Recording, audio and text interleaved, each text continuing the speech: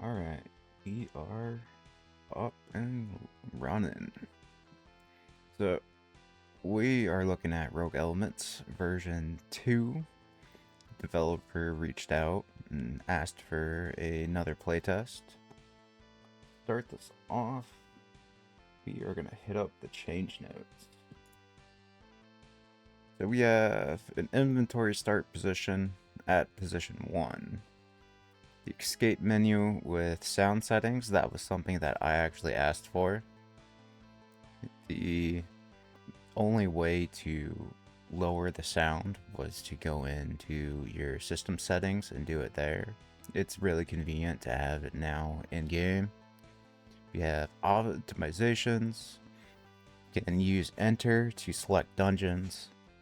Change to the bestiaries after the first kill. It unlocks the name so it actually shows up. Beforehand, you had to kill 10 monsters to start unlocking the bestiary, but now it can do it on your first kill. It has tutorial settings along with messages. Added in 2 leaderboard types. Simple graphic tile set as an option. So in this version, it became a little bit more fancy instead of just staying to the ASCII characters. So great change in my opinion on this one. Setting for flashing on hover. So if you hovered over your side menu, the tiles that it would highlight would flash, which I actually disliked in my first playthrough. So add hints in the enemy overview that more info can be locked in the bestiary. Use the mouse click to scroll. This was an issue when I started to look at logs when I first did a playthrough. So that's a nice addition. Highlight poison, fire, and ice. Hover to see how many turns left. Okay. Poison, ice, and fire enemies to be colored based on their element. This was another suggestion that I added to better distinguish what monsters are from a distance instead of having to go over and hover the side menu to know what you would be encountering. The Altar of Sacrifice. Added info, you don't take this change, it disappeared. I actually had a couple runs where I ran into the altar, and one I decided not to take it because there was a couple monsters around me, and I stepped off the altar and all of a sudden it disappeared. So this is a nice change to know to anybody coming into this beforehand. Stairs do not count towards the future sidebar total. So in the first playthrough, you would find the stairs, and then you would either take them or want to keep exploring the dungeon, and they would disappear from sight. So now you find the stairs, and it will always show you where it's at now. No apology shrine on the last dungeon level. Makes sense. Ruin polished. Remove from beginner dungeon. Alright, so ruin is a mechanic that if you step in water, it can ruin certain items that you pick up off of the ground. So help menu and info, the spacebar pick up only when you're already standing on an item. Alright. So close inventory, it has an open option by resetting the open option. So in first playtest that I did, if you exited out of your inventory and had the option boxes opened, you exited out and you would come back into it and you would still have the option boxes open. This resets it, so it's when you first open it, you'll have your items, and you can click on an item to use use it, equip it, mix, throw, etc. So now instead of having that box completely open the whole time, closing it resets it. And that's a nice convenience change. So cross-check resistance, throwing a fire potion at Pyromancer, less burn chance, that makes sense. If you throw a fire potion at Pyromancer, it shouldn't really get burned. Different boss shape. Hover info for environment, explaining what the environment does. Okay. Visual cue if enemies are burning, poison, for burning, poison, and ice. How our ice archers calculated that is so it will kill you and do damage. So if you hover certain creatures, it will tell you it can kill you in X turns. So, and archers are a bit different because they're ranged.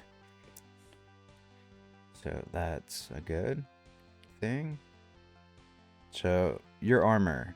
So in the previous version, the wording for this was ambiguous of how much damage you would take if hit with armor equipped. So that's a nice change.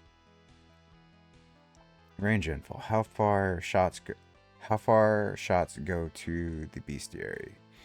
Alright, so just a little bit more info. With a little bit of playtesting that I've done, this is actually something that I need to look at again, because archers can shoot very, very far. So no slide on ice in front of doors around the 5 spawn area. Alright, so that's just a convenience thing. Dissolving shouldn't be able to move towards the player in the first turn. Okay. So blinding rework. Pathfinding. Simple graphic tile set options. Alright. So he has updated the monsters and whatnot to have new artwork. But you also now have the option to go back to the original that he had initially. So ASCII combination for enemies, high score referencing to account for enemies defeated and turns needed. So the leaderboard in general is a new addition, which is a nice thing to try and shoot for if you really want to delve into this game. 5 more environment features and 2 more events. Settings via escape. Stacks effects showing the turns. This is a very nice addition. In the first playthrough, you would either get poisoned, take burn damage, or you can get frozen. And I had to sit there and find out how many turns I'd be affected by each thing. So now that it shows it, it's great. Expanded tooltips and sidebar for environments, still missing some features. So he actually did send me a new version that should have this taken care of, so we're going to check that out. He added in 3 new puzzle types and puzzle dungeon.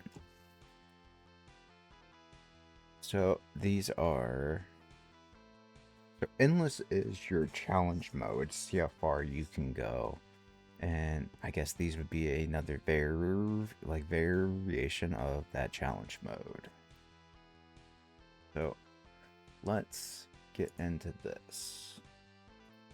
So a couple things that I've seen so far on this beginning menu. So there is the option that when you are in game, that you can bring up the settings menu here. Of course, go in and look at settings. We have the soundtrack volume, the hit effects, hover and pulsing. So this is great. But I would like that if you are in this dungeon screen, that you can hit escape and it also brings up that menu. One of my first complaints on the initial test that I did was there is no way to exit the game. You have to Alt F4. So if you could also add the functionality that pressing escape brings up that menu on this screen, that would be a nice change. Not so an additional quality of life feature. We'll get more into why down the road when that comes up. So from initial testings that I did, you star your levels by completing these achievements. So it's not really a big deal, but more for the person that would be a completionist, that once you get a star, it also, let's say it changes the colors like yellow or green, to whereas if I run through a level, I complete one of these achievements, it'll give me the star.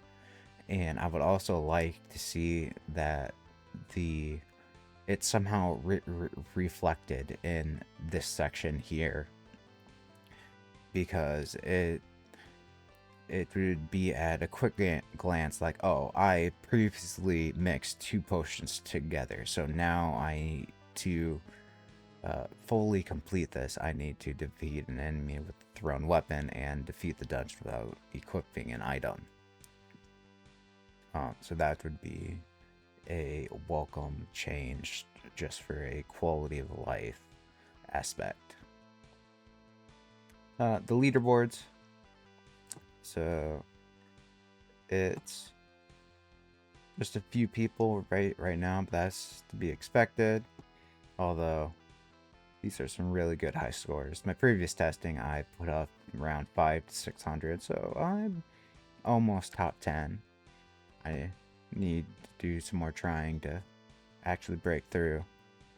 So we can press tab to switch that up. So it took Toma 265 turns. So a turn is counted as steps. One step to another tile is considered a turn. So he took 265 steps to complete the beginner dungeon. So this is also a nice aspect of once this release that someone is trying to push for this would I guess would be a speed run leaderboard in my eyes, to where then you have the high score leaderboards. So as we get into it, we'll see that how the leaderboard is calculated. It shows you when you die, how it's calculated, and what goes into it. So the first playthrough, I did this completely blind. I didn't do no testing beforehand to see what I was dealing with. I wanted to give my honest reaction and opinion as I was experiencing things.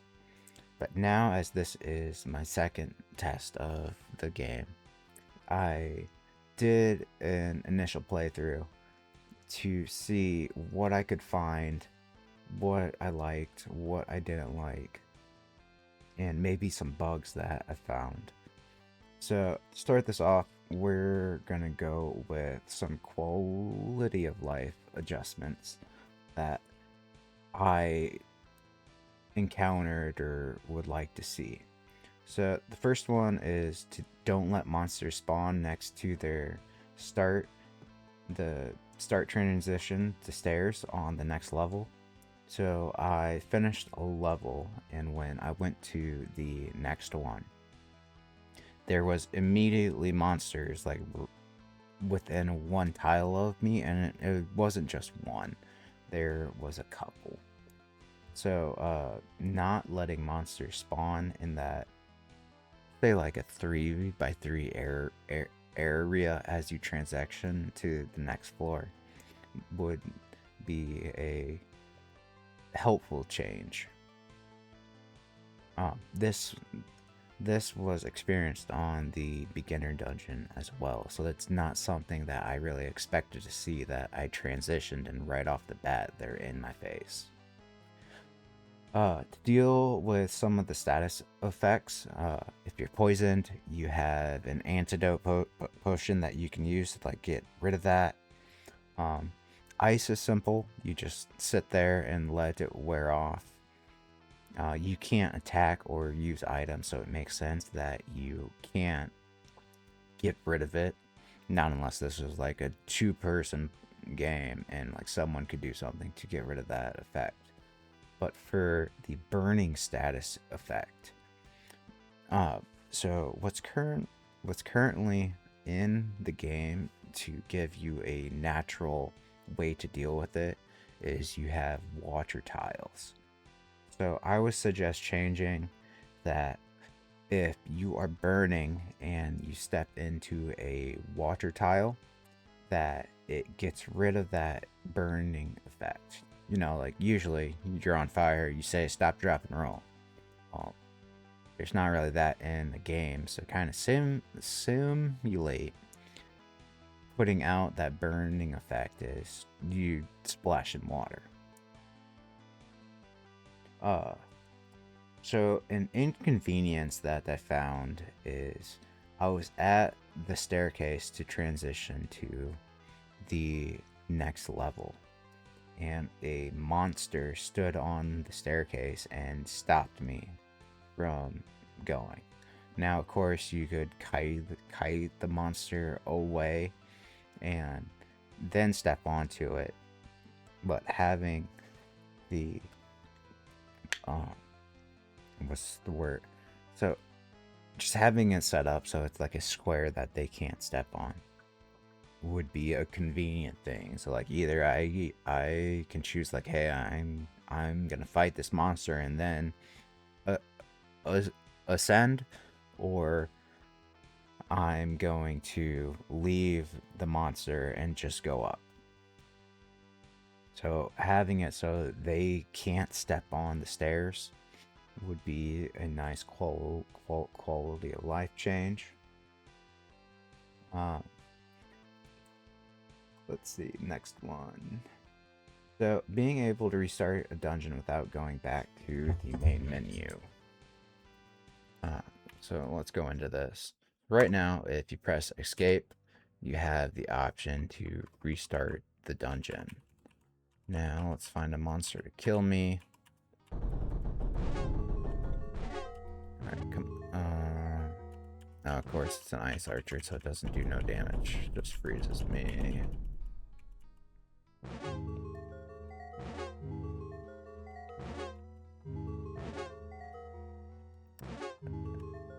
Ooh. Here's actually a new one. So I am stuck on ice and I am frozen. So let's bring this up. What is this? I am at 1840. So let's say 1830. So 1830. So archers constantly shoot when you are in their line of sight. So they can only shoot horizontally and vertically. So if I was like right here, the archer wouldn't be able to hit me. Here's a problem that I'm constantly frozen. So let's bring that up. So 1830. So limit how much an archer can shoot. All right. So I am stuck here, frozen. Still frozen, frozen again. So yeah, right now I am in a hell loop that I cannot get out because he hits me and it freezes me, and on top of that, if I get hit by the cloud, it will also freeze me. so there's how. All right, so I have to restart. All right. Oh, okay. Here's a bug that I encountered with blindness. So we are at 20. So status effects carry over when restarting dungeons.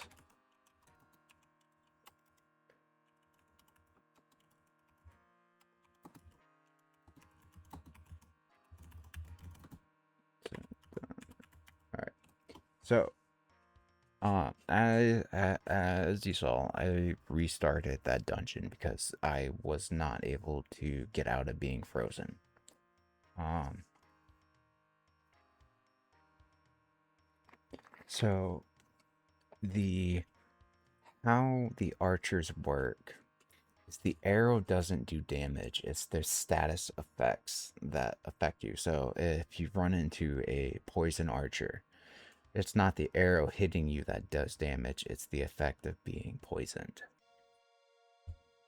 Um, so this is one of the things that I encountered when I was doing my initial testing on this, that how what is it?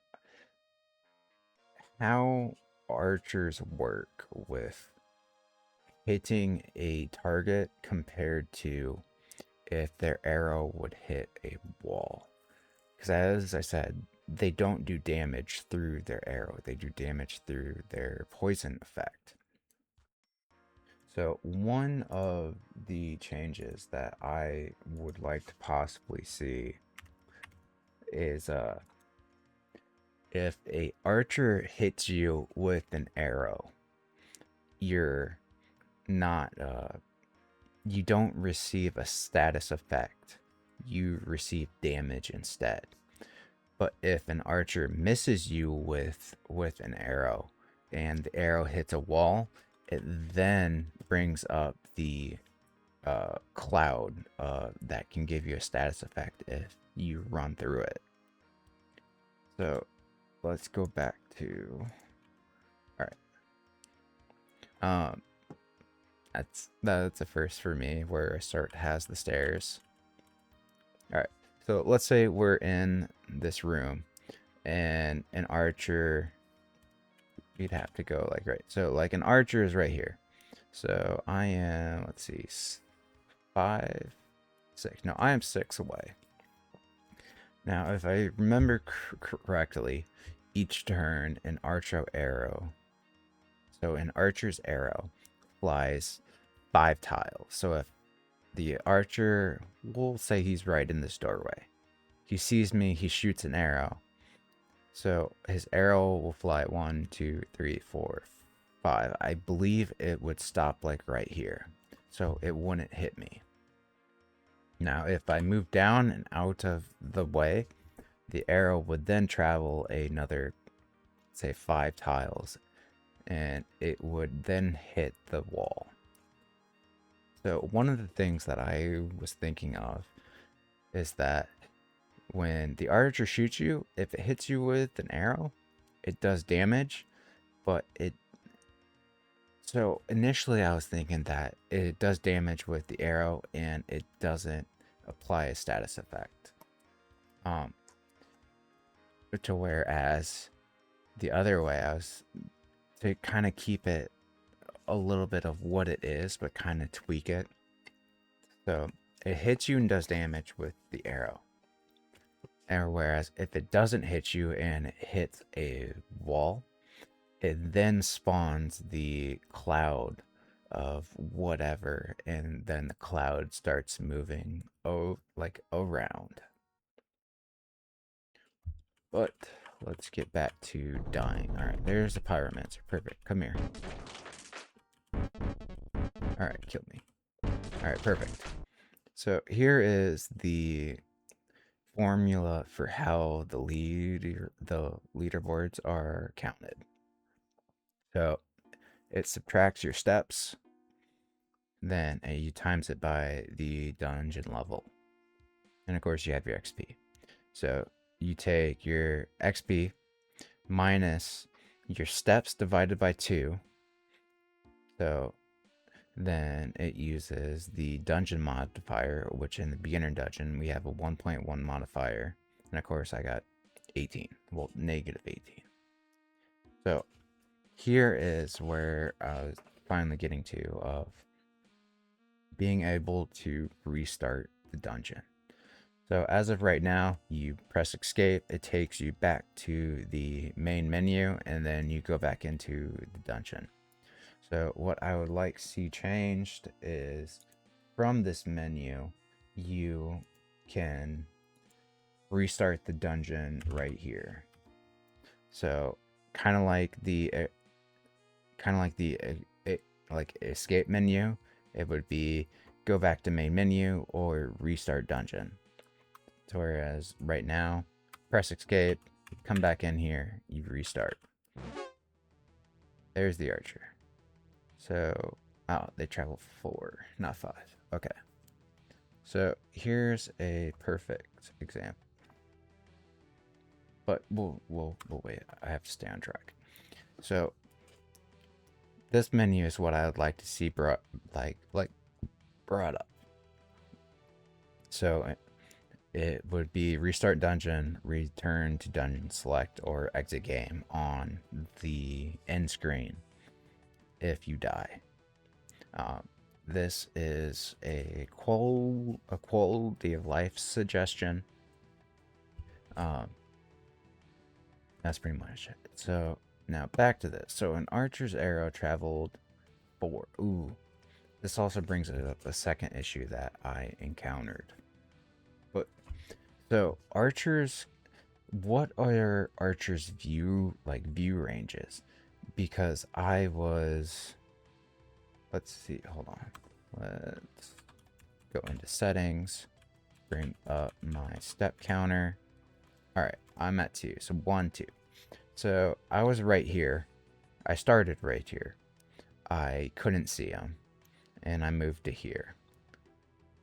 So what is this? 1, 2, 3, 4, 5, 6. So and when he shot when I stepped onto this tile. So the tutorial does say something about their health bar, which we'll get into, of showing when they will attack, when they won't attack. But does the archer see farther than 6 tiles? Because I've encountered it numerous times where I see an arrow flying, and it's before I even see them come into my view distance, which is 6 tiles. So right there.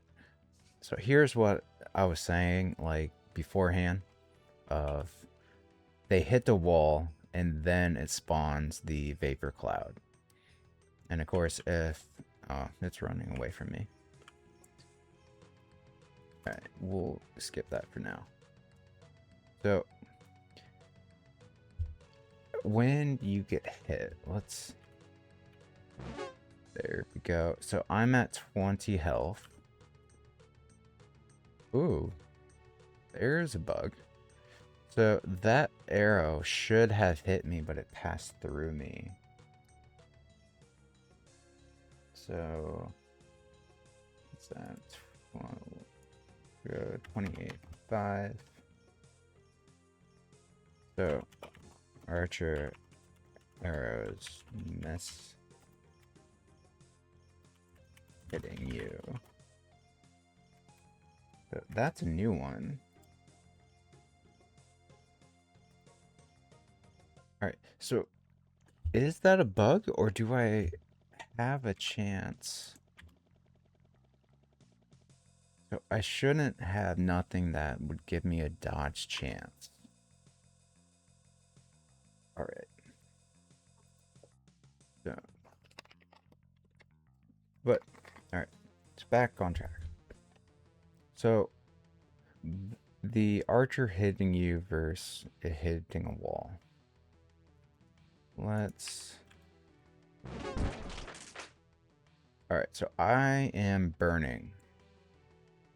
So, and it's the burning.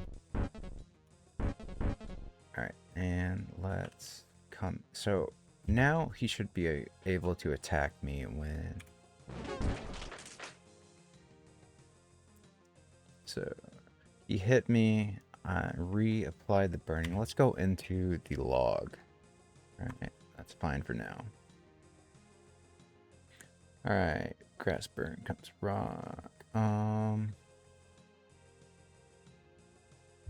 Let's see.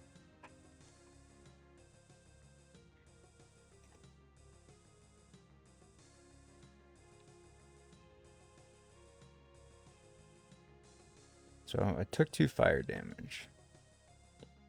So yes.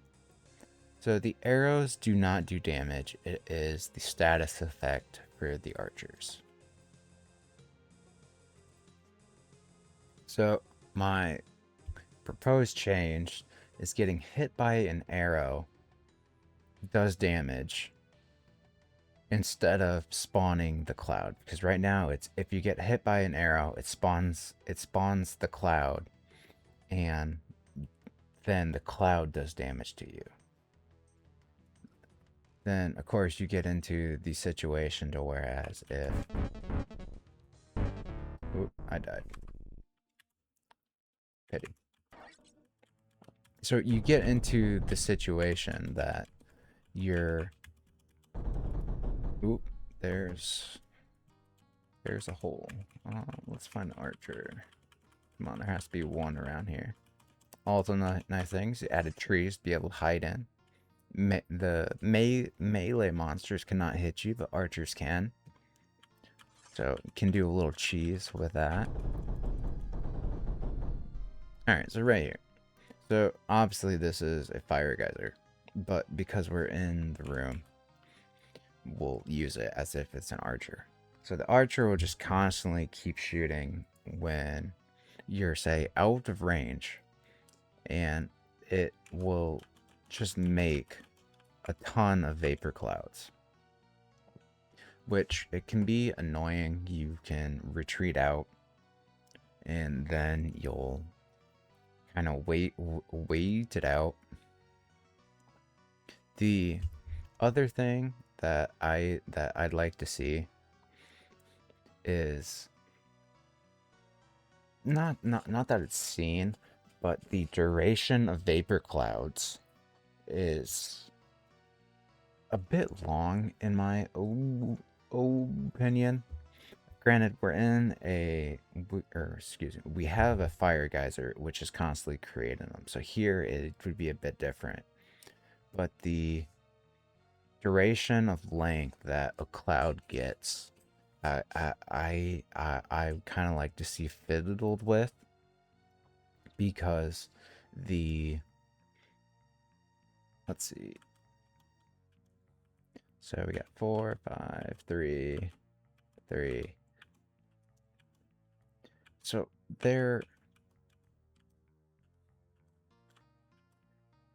that's also another thing, is the pathing of the clouds. So what I would initially what I would expect of this is that if it hits a wall, it either dissipates or it moves to the side. Now you're gonna have certain rooms that you've added where this can't be the case, so it might not be practical, because of course you're coding one thing to be for everything, I'm guessing. So to have to code in a different effect for certain things might just be a pain, so I can understand maybe not being able to do this. But so the duration of a cloud, it can seem random. I know it's probably not, but I'd like to see it better, to whereas, let's see if I can get, all right.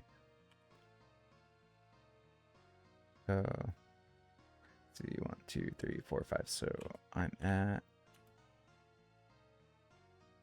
I want one to spawn. So right there. So 1, 2, 3, 4, 5, 6, 7, 8, 9, 10, 11, 12, 13, 14, 15, 16, 17.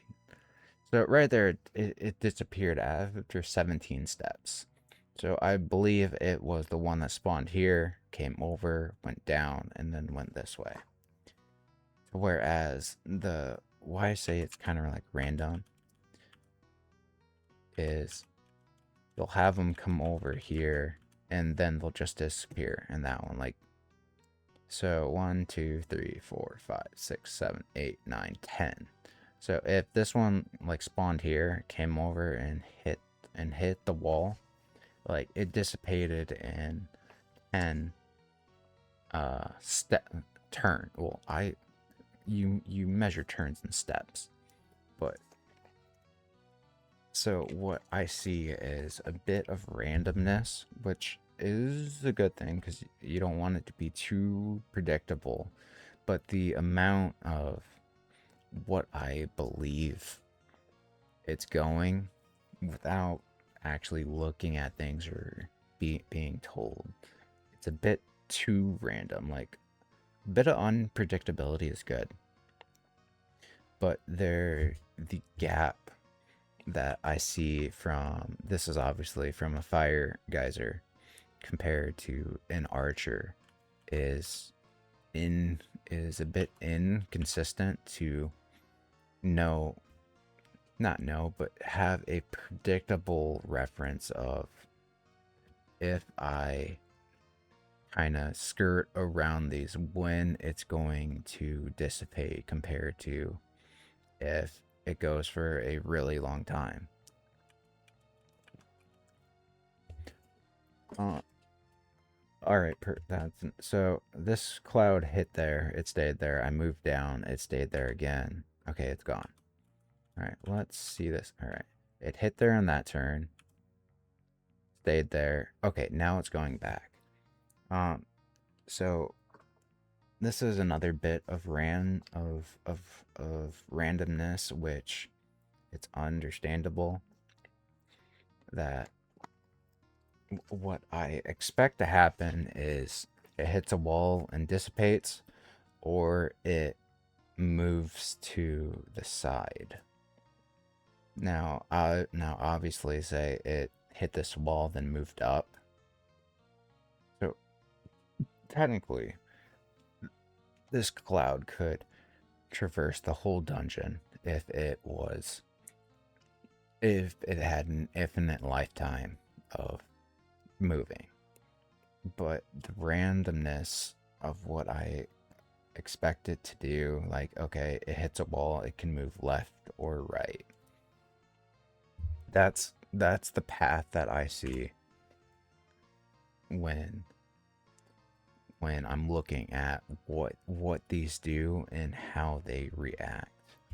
It doesn't make sense that it hits a wall and then travels backwards. That's just a little thing that I found here. All right, but we got that. So we are going to return. All right. Settings.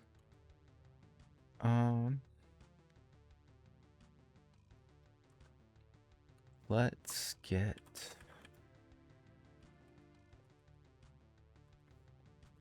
All right, so we won't have the tutorial. All right, so I'm gonna have to restart this thing. All right, so another thing is kind of like I was saying with the stairs when transitioning to the next floor, quality of life. I just restarted this dungeon, and we are at 39. All right. So on start, monsters are next to you. So this is the beginner dungeon, so it doesn't make sense. Like, right? Like, this should be an easy dungeon. This shouldn't be a thing that they start off right next to you. but it also plays into to where I transitioned the floor and they were right next to me again. So that's kind of more expected, but being in a beginner dungeon, I would not expect to see this right off the bat. Um, so this is also the restart of the dungeon where make sure I read the patch notes correctly. I thought he said ice wouldn't spawn in a 5x5 section. Where's it at?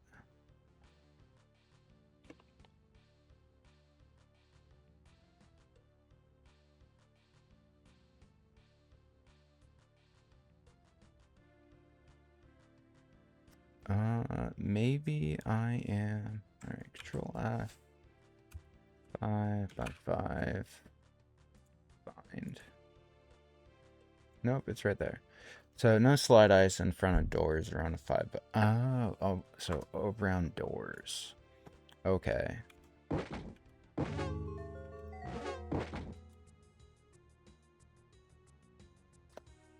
Alright. So we got 2 doors here and going off of the no ice. So we'll say 5. So 1, 2. So technically it would be right here. There's none there. But there is some here. So let's see. 41, 30. So there. Bring up the patch notes just because I. So copy that over just so I can show. All right.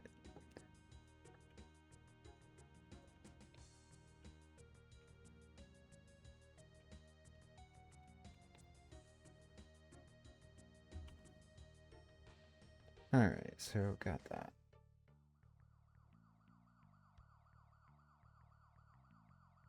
All right. So we showed that. All right, and we were going over the quality of life when I kind of got on this tangent. So let's get back. So the other quality of life thing that I can see is the beginner dungeon spawning an event dungeon. So when this is supposed to be the training area, I wouldn't expect the event dungeons that you put in to be able to spawn here as you transition, or if it's happened where in testing that I would come into this and it would spawn me in a event dungeon.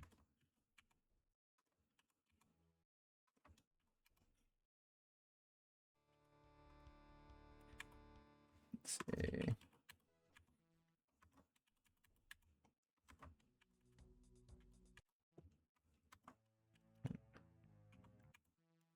Of course, now that I'm trying to look for it, it's not wanting to do it. But regardless, turn off event dungeons in the beginner dungeon here. It's only three levels.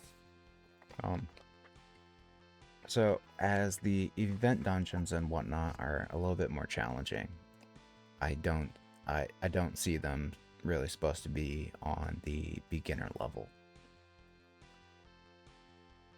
Alright, next, let's see.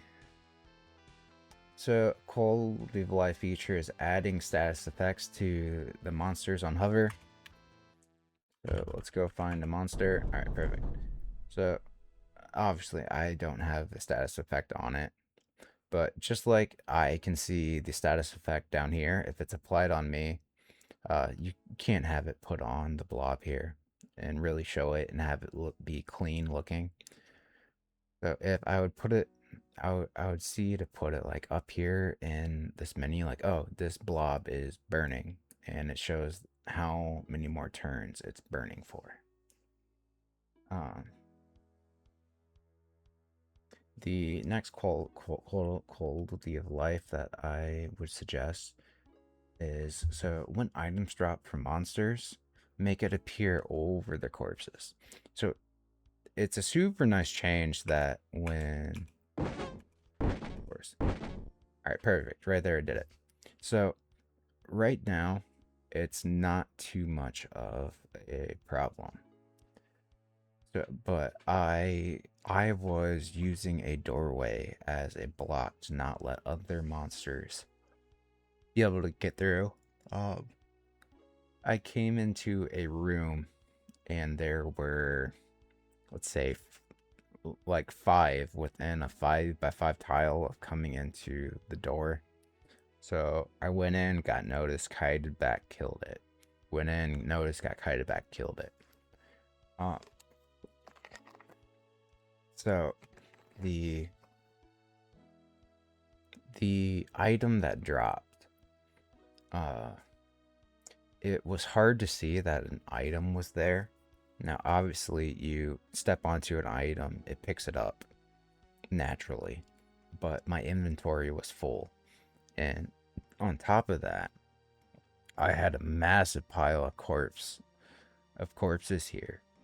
So it was even hard to see that an item was underneath all of these corpses.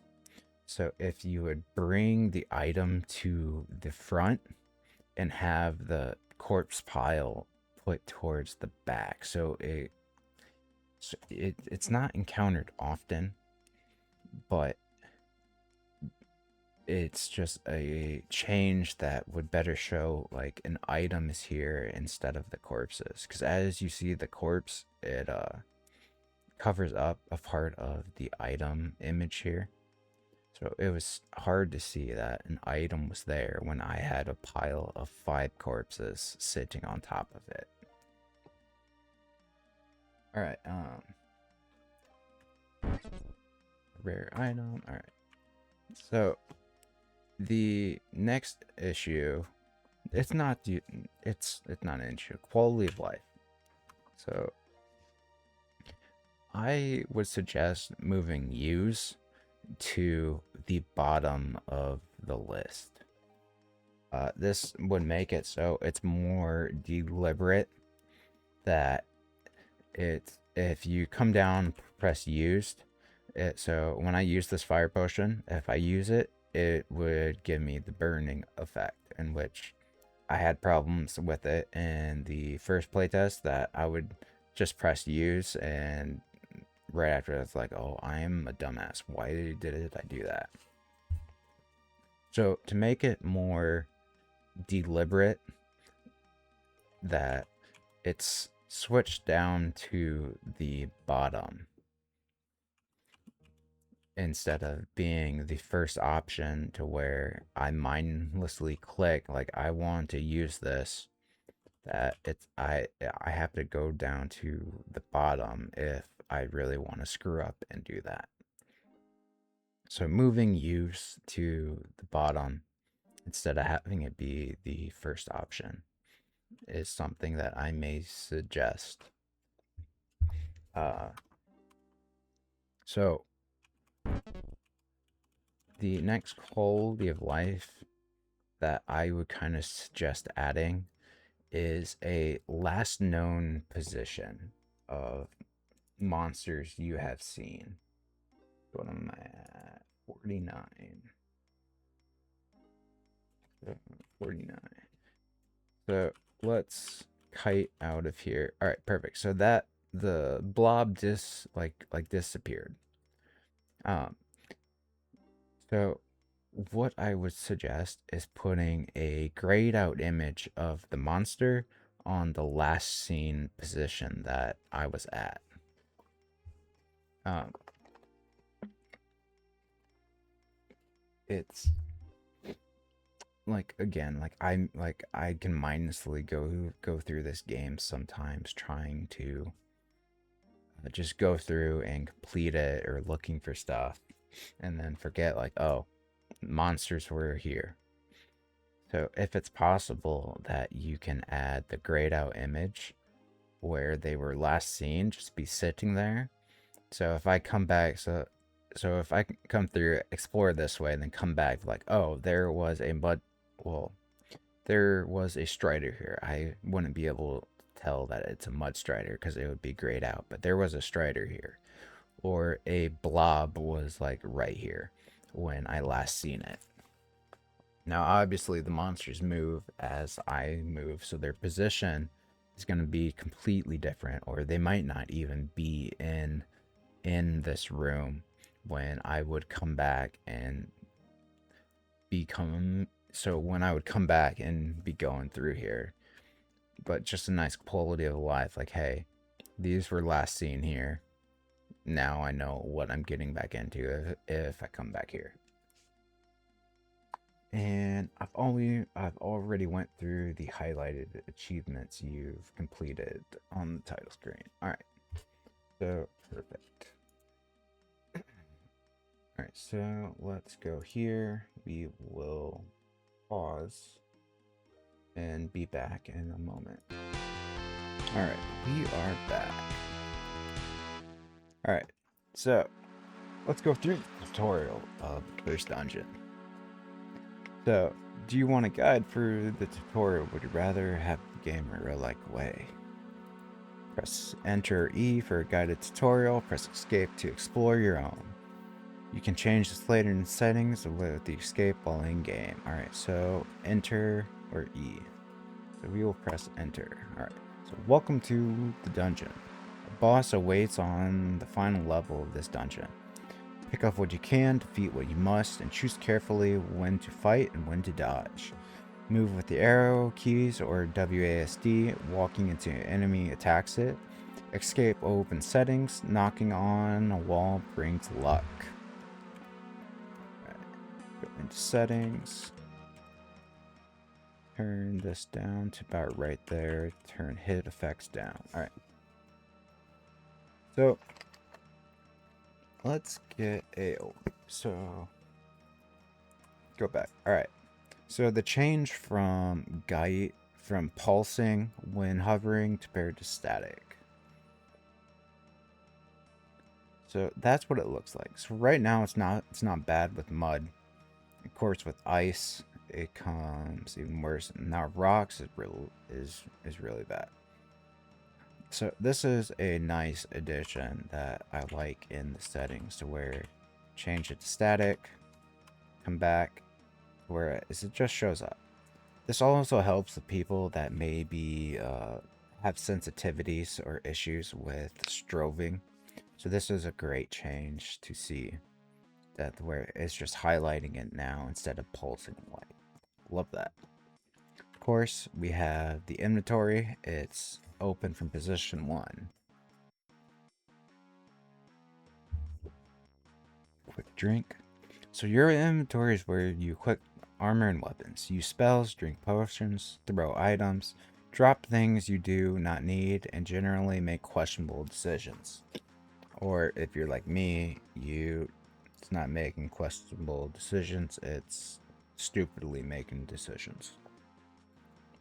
So hit enter on an item to get context option. So E to continue. Of course, so enter or E works now. Alright, so potions. Using a potion means drinking it yourself. Throwing it puts the effect on someone or something else. Mixing option combines their effects and makes it increases the effect radius when shattering on impact. So this refers to using it or the mechanic of combining potions. Alright. Of course you have your options. And the feature or the addition that I suggest in the first playthrough, if you opened your inventory, you entered into the screen and this box would pop up. If you exited out, then reopened it, that box would still appear. But now it's brought back to this screen to whereas you reopen that menu and it pops up. So that's a great change. Alright, so let's go through and complete this dungeon. Alright, so the first enemy has appeared. That is your first enemy. The loop above shows the basic rhythm against a Mudstrider. Different enemies have different moves/attack patterns. In the beginner dungeon, enemies show a red health bar when they can attack you. Alright, so that's just a nice thing to so you're introduced to monsters and how they attack you. So you can grind out monsters, get their attack patterns down to how they react to when you move and whatnot. So perfect.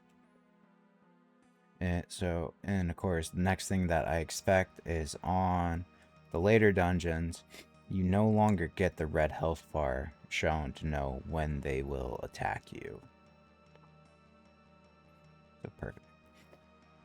So attack, move on, tile away, let the enemy follow, then attack again. Hover over a monster's name in the sidebar on the right to inspect their abilities and learn about them. Alright, so we got our new look for the well, it said Mudstrider, but this is a Frostling. So we hover over him. It has 10 HP. Its abilities, it hits you with an ice effect. So it will hit me for 2 to 3 damage. It has a 5% crit rate, and I can hit it for 5 to 8. So what that's telling you is it hits you for 2 damage, and if it crits you, it will hit for 3.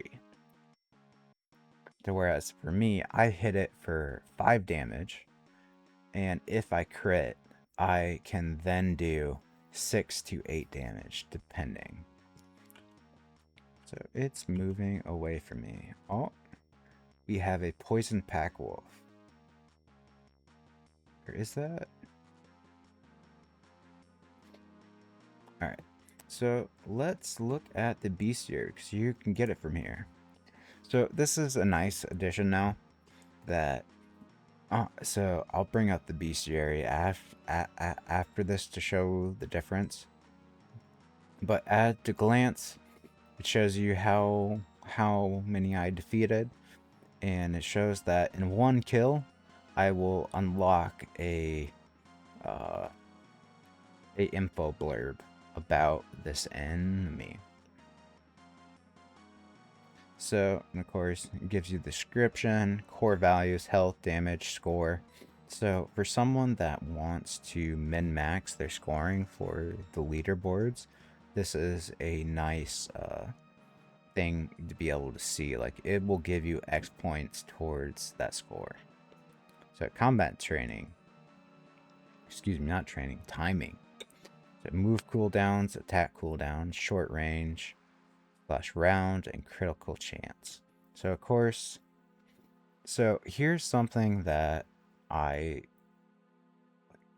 understand that you kill so many to find out, but the crit chance is already listed at 5% for the beginner dungeon. So that doesn't make sense that this is in question marks, because the info box when hovering already gives you this.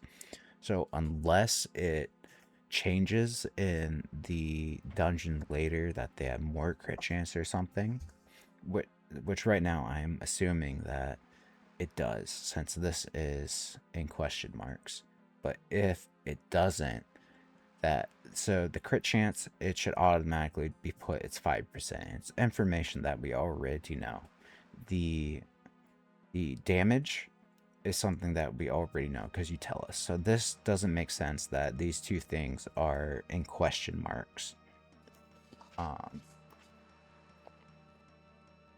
So they're in question marks right off the bat.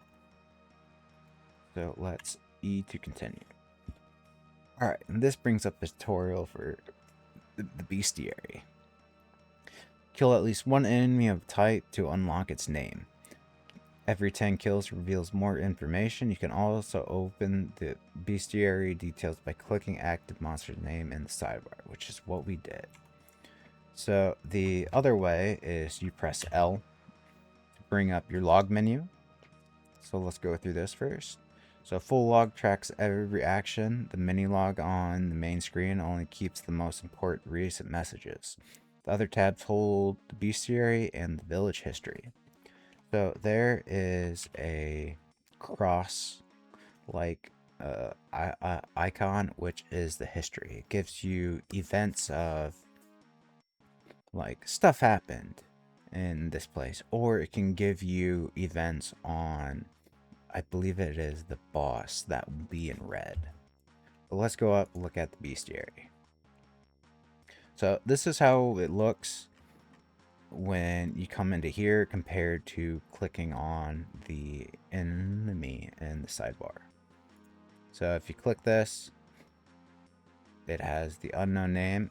Of course, it says, and one kill, you unlock the name. And then, so it brings up. So this is nice. One thing that I would like to be added here is the, what is, not that. It is, so a codex of items. So this could be broken down into two things. So like you could have either it and everything. So all in one codex of potions, wands, weapons, armor. I would like to see a codex here to say, hey, these are the things you encountered, and it can be set up completely like the bestiary, so you don't know everything and their effects. But when you pick up an item, it will go up like this is the item, the rarity, and when you click onto it, like these are the effects of said item. The hour and 1:30. 1.01. Codex. Alright. So it's just something that I see in a multitude of games that have items. So as I said, it's gonna be all question marks, and of course it wouldn't be kills. You would have the tier, and then of course the item info. You pick it up, it gives you the name, it gives you the tier that it was, and it gives you the effects that it had. An additional point is if you have a randomized gear function to where if it's a rare tier that it can spawn with these effects, and it's not a static like this gear will always have this effect. That's another thing that you could put into like the codex of it's possible to get. So wand, or not a wand, we'll say a purple dagger, and you could even put like how many monsters you've killed with this item when equipped, and the next unlock could be the amount of kills needed to get more. Description, core values would kind of be the same. So the damage output, and then you would have like possible effects that could spawn on this item depending on how you have your items set up to either be static or if they could have random different effects from dungeon to dungeon. All right. Event history. So click the event history. If you have one, you'll see how the villagers reacted. Events tied to the final villain are listed in red, and hints at their powers. So there isn't much to gain when stepping on one of these. So a lot of the time it'll be just random event histories of the village. I haven't, now granted this is the beginner dungeon, so it may not really be in this, but I haven't come across a red event history that would hint at this. Logs, of course, pretty much just started this. Alright. So let's get to completing this dungeon. Alright, it's right there. So a pack wolf has noticed me. Interesting enough, it didn't say the the frostling noticed me. That's interesting. Attack. Alright, perfect. Alright, so we picked up our item. After closing this window, open your inventory with IRQ to inspect what you are carrying. Of course, we already opened up this menu, so we got the tutorial for it, but it gave us an antidote. So, consumable liquid that triggers magical effects. Fuller vials create a larger explosion. So, this comes into with the mixing. So, obviously, I wouldn't want to mix the antidote with the fire potion, because the antidote comes into play when I am poisoned to get rid of that status effect.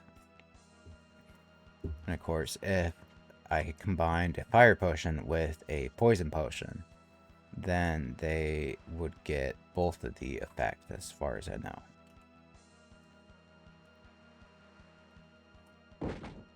Alright, so I hit the pack wolf. I hit him again. I hit him again. Perfect. Alright, so now bring up the bestiary. We killed 2 monsters. So there's our frostling. It shows that we got 1 kill, and it's tier 1 of 11. So the next unlock will be at 10 kills of frostling. Of course, we come down to our pack wolf, and it has the same thing. So those are tracking correctly. 1 second for a sip. Stay hydrated, folks. Alright. Oh. So, there's another thing. I am at 107. So, right here it says to press escape, enter, or E to continue. So, I will press E to continue. It didn't work there. E to continue. E to continue. So when you're on the status box, pressing E to continue does not work. We'll press enter. Enter is also not working. So bestiary input E/enter not working. Alright. So now we go to escape. Well, if I was clicked into my game. Alright, now we press escape and it brings off the menu. So escape is working. Let's go back into this. Now let's do it as if we're on the outside. Press E to continue. That works there. Alright, let's come into this. It works. So, come on. Where is that bug? Ooh. So there it worked again. So beforehand I was pressing E and it wasn't closing it, but now it is working. Press E, press enter. Now that is all. So where codex E? So E/enter always working. Alright, so the other bug that I found, it's not wanting to do it this time. So clicking doesn't do it. There it went. Okay, so right there. And I'm at 109.20. Alright, 109. So what I would expect to happen is that if I press enter or E with this menu brought up, these back menus are not are not able to be clicked on. Of course, you have the double function right now of you press E to get out of this menu and you press E to come into this menu.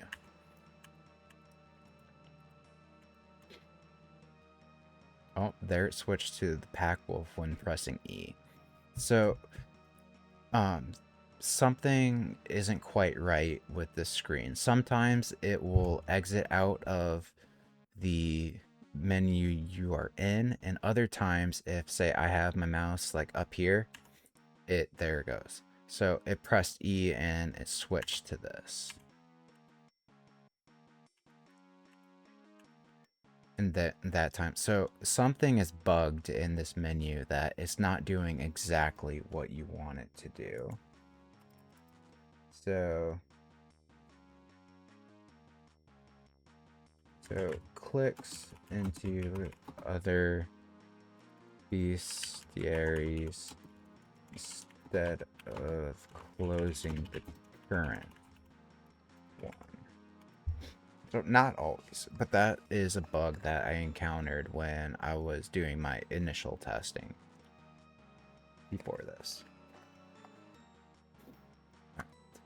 So we got bestiary locked. So what else can we find in this tutorial dungeon?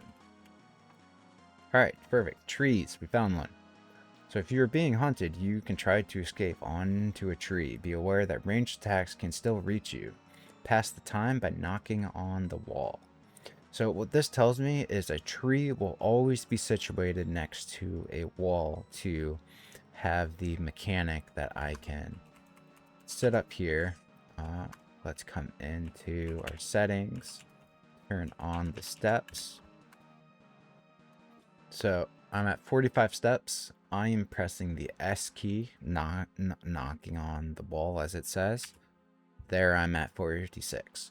So if a monster was around me that I would knock on the wall, it may move, it may not move. I would knock on the wall again, it may move, it may not move. Kind of to get into a better position. There's a wall, perfect. So, water archer. So, ranged water attack. So it does no damage to me, no direct damage. So it should hit me with a vapor cloud. So depending on the archers that you encounter, so the water archer and ice archer, they don't do damage. They're really just a free kill. So the water archer, it will hit you with a water cloud, which if you have certain items on, it can ruin your gear. But you just come up here, you kill it, you're good to go. Now if I had some gear that would be ruined by water, that's a trade-off to coming up to this guy. Now if I was going against an ice archer, it would hit me with an ice cloud, which would freeze me. So I wait 3 turns, I come out of it, do more damage, and then I get frozen again. Wait it out, do more damage, and kill it. Which is why I kind of had the what is the word?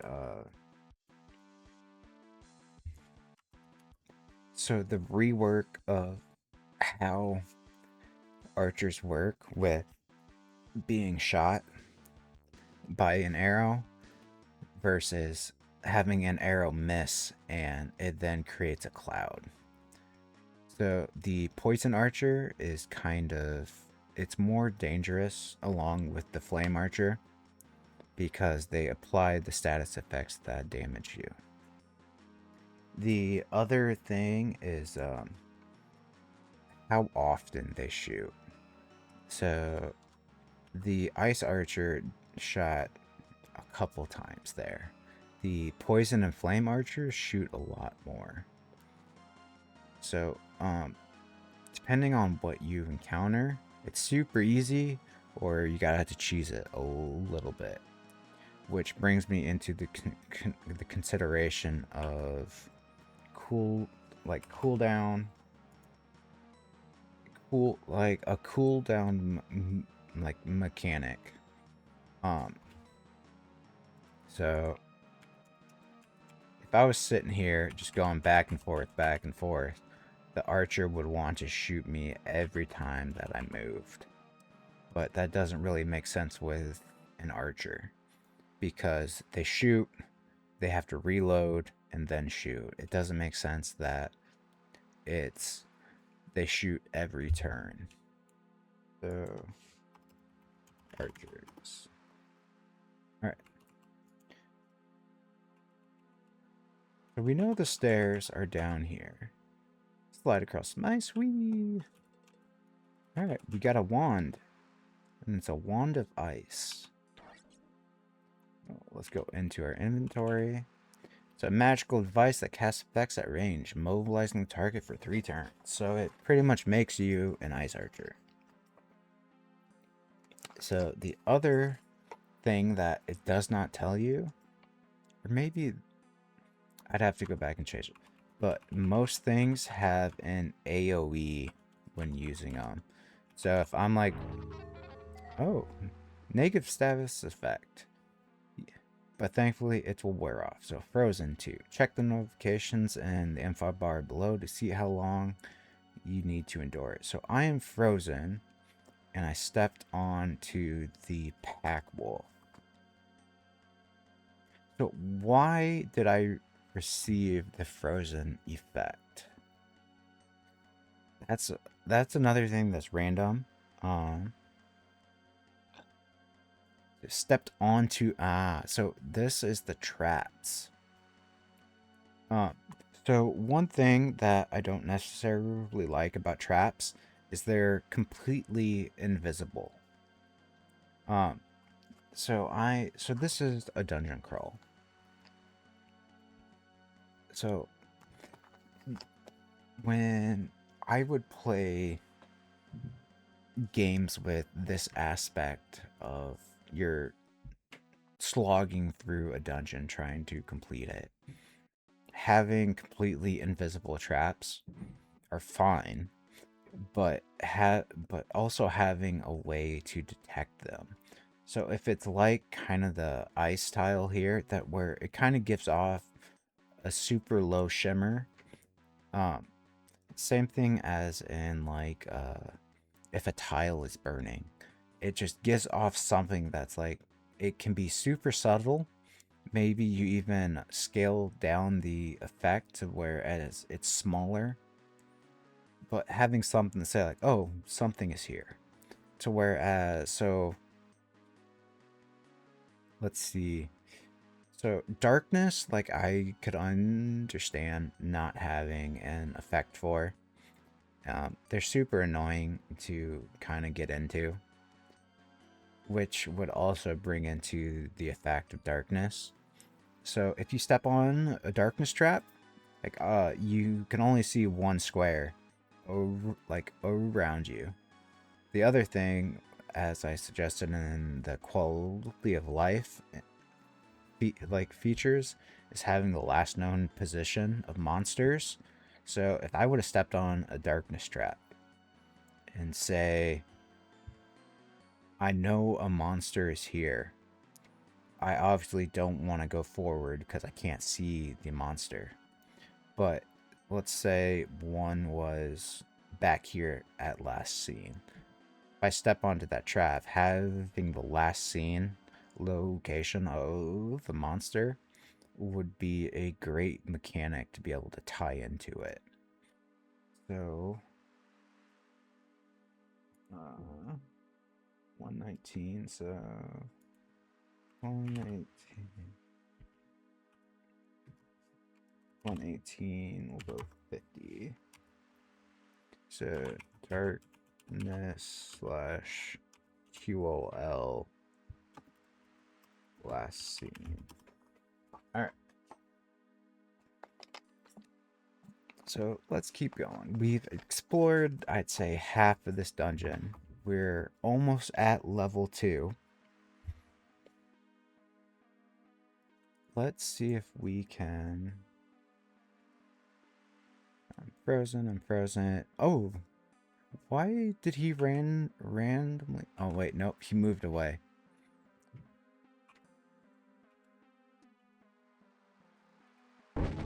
Oh, I screwed that up. Alright, we need some more XP.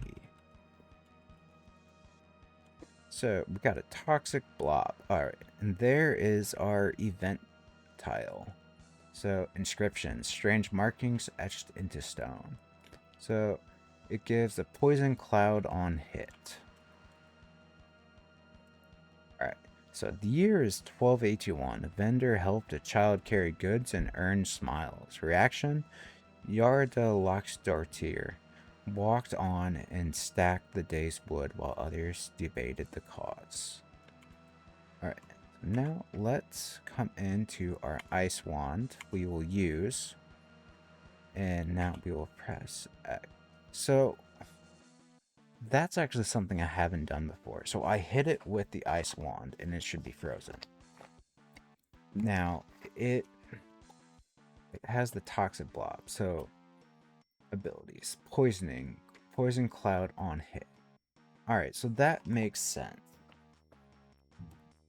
So I hit it is why it spawned the poison cloud.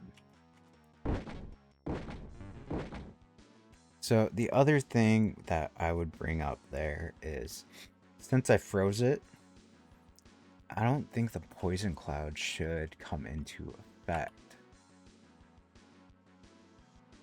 because it would be frozen.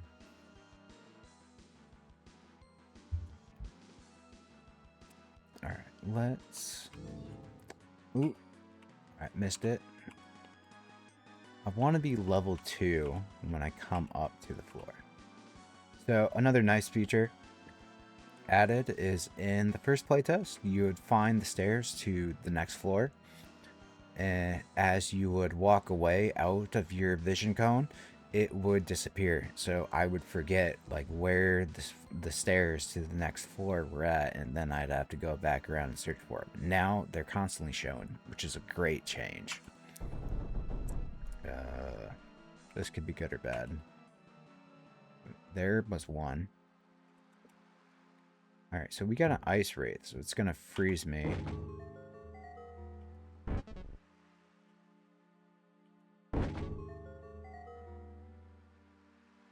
So it hit me for 3 damage.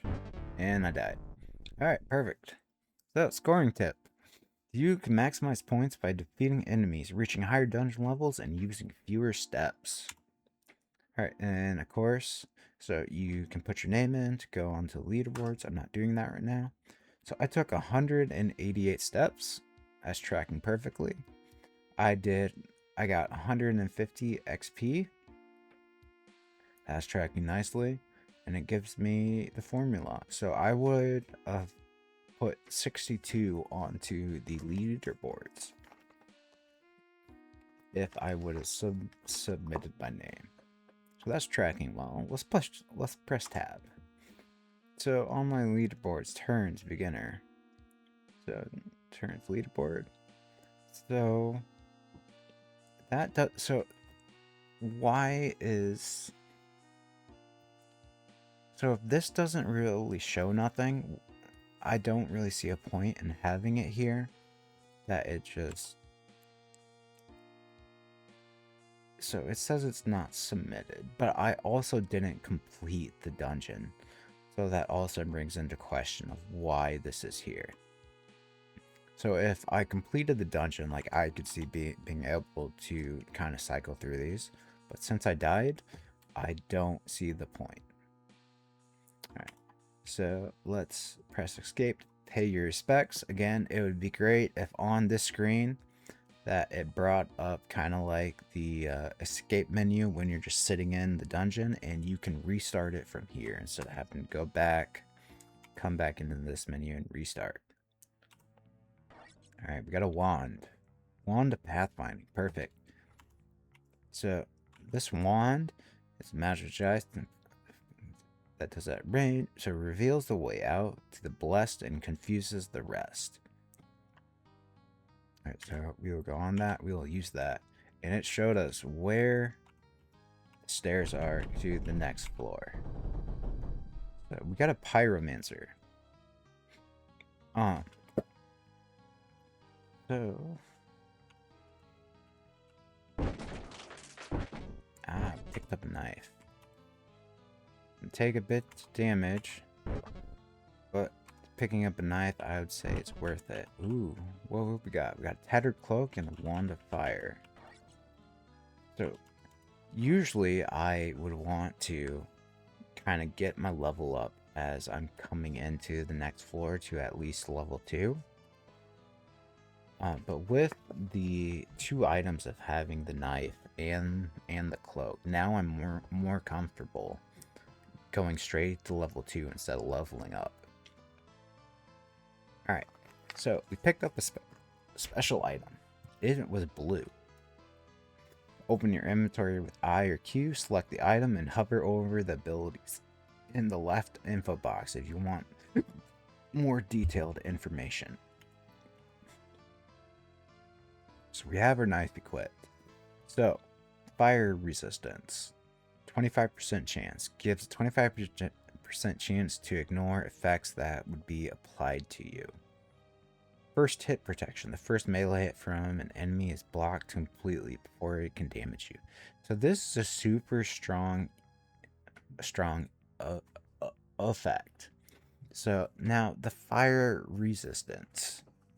This is...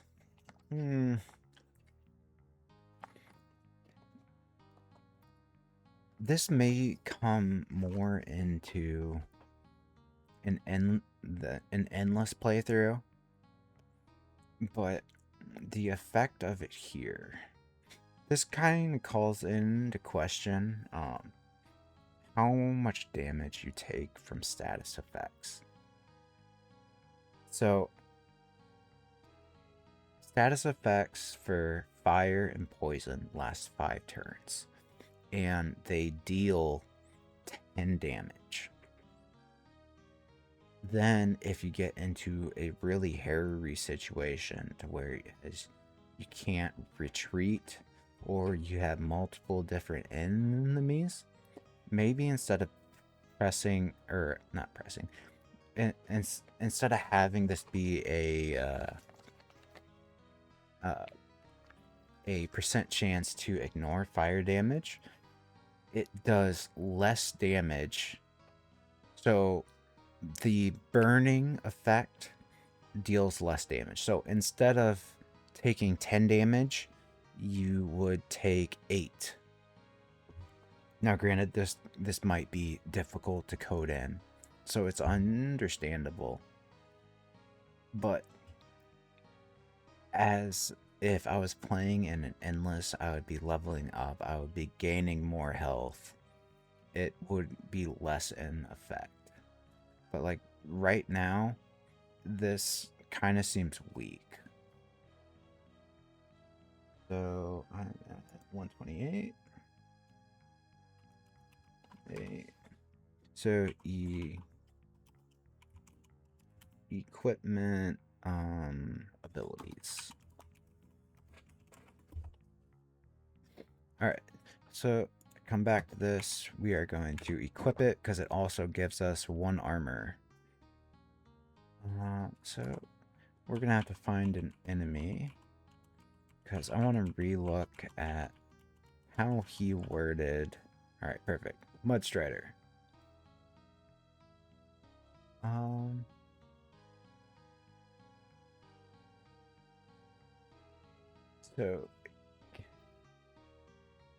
So he removed it.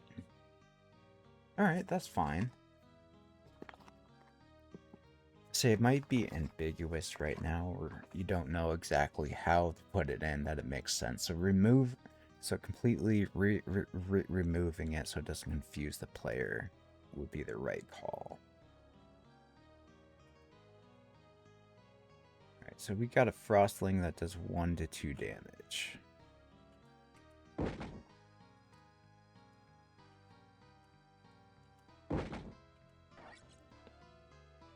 Alright.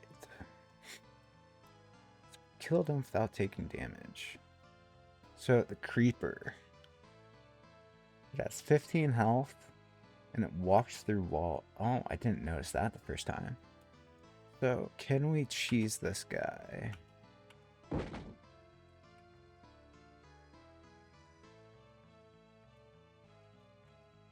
Do misclick. Go back. Go up. Go over. Alright, he has died. Alright, the Pyromancer will hit me for 1 to 2. So if he does, it will take 4 turns to kill me. And I can kill him in 2. So I get him. So I hit him. He did not. Hit him again. Perfect. Freeze. I'm able to see a bit more. So what I got? 1, 2, 3, 4, 5, 6, 7, 8, 9, 10, 11.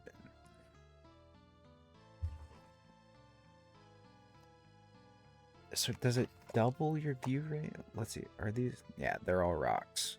Okay. So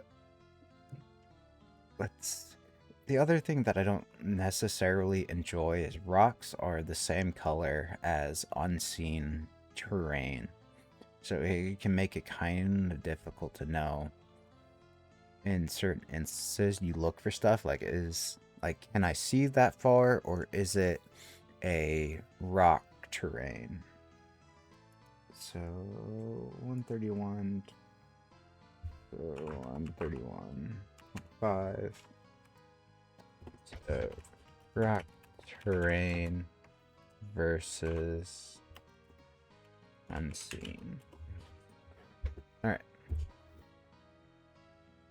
So I need to be making my way towards the stairs because I'm comfortable with moving. Well, I do need a potion, which would be great to find one.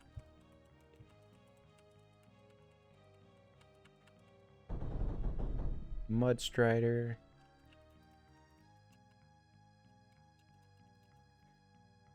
So there's another thing that I don't like. So that was super fast. So what would it be?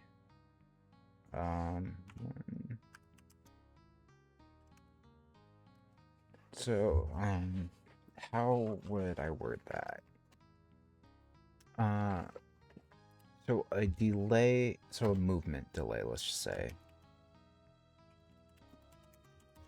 So having a movement delay just so I can't zoom across like that in case I would be distracted and I would press down the key and I would go somewhere I may not want to. Alright, what we got? We got a teleport potion.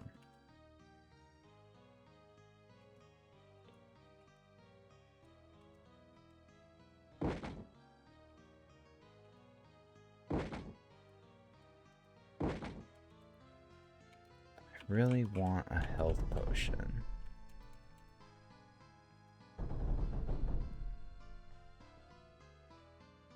So we got a Frostwalker.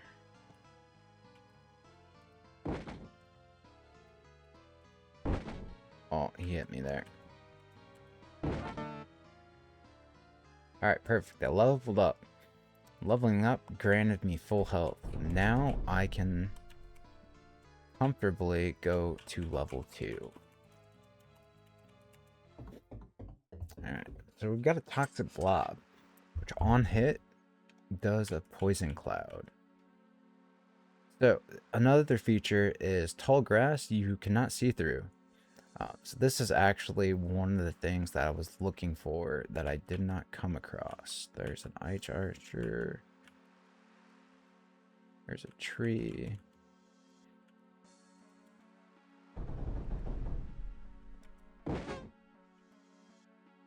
And another piece of equipment. So this comes into my next thing. So I am at 134.45. So layering equipment. So right now I have a cloak on. So how I think of dungeon crawls is you complete the level by leveling up, which grants more HP and equipping items. So depending on how difficult things get, I would also maybe want to look at layering equipment. So I have the cloak on. So of course I wouldn't be able to put another cloak on. Say I had a different cloak with different effects. I couldn't double wear a cloak to get both effects that they have. So, but I would expect that since I'm wearing a cloak, like I would also be able to wear a chest piece or like like boots. Or maybe you also have a implement of greaves which go on your hands or a helmet. Like being able to layer equipment. So the one way that I would kind of like balance this is you can only equip so many of certain rarities. Like as going through and playing, the highest rarity that I've come across is purple. I haven't seen it, so but I assume there is a yellow, so there would be like a legendary piece of equipment, and so everything, if this would kind of be like implemented, so it would have all of your armor. So you have boots, arms, chest, head, and cloak. So that would be 5 pieces of gear, and your weapon would be your 6th piece. So let's say you have legendary gear, so you can only equip 1 legendary. Then say you can equip 2 of the purple, and then say 2. No, that wouldn't come out right. All right, so what would go to the assumption that you can equip 1 yellow, purple, and blue, and then your other 3 slots you could only equip like the white colored, so the common. So just an added effect of being able to get more equipment with different abilities. So like right here, I have fire resistance and first hit protection. And being able to layer, so let's say effects don't stack.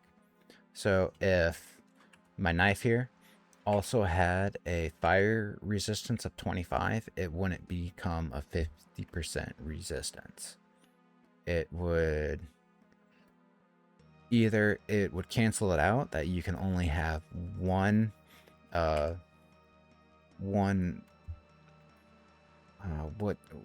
what's this called,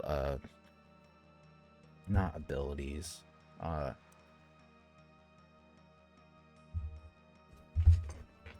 status protection, I guess you could call it.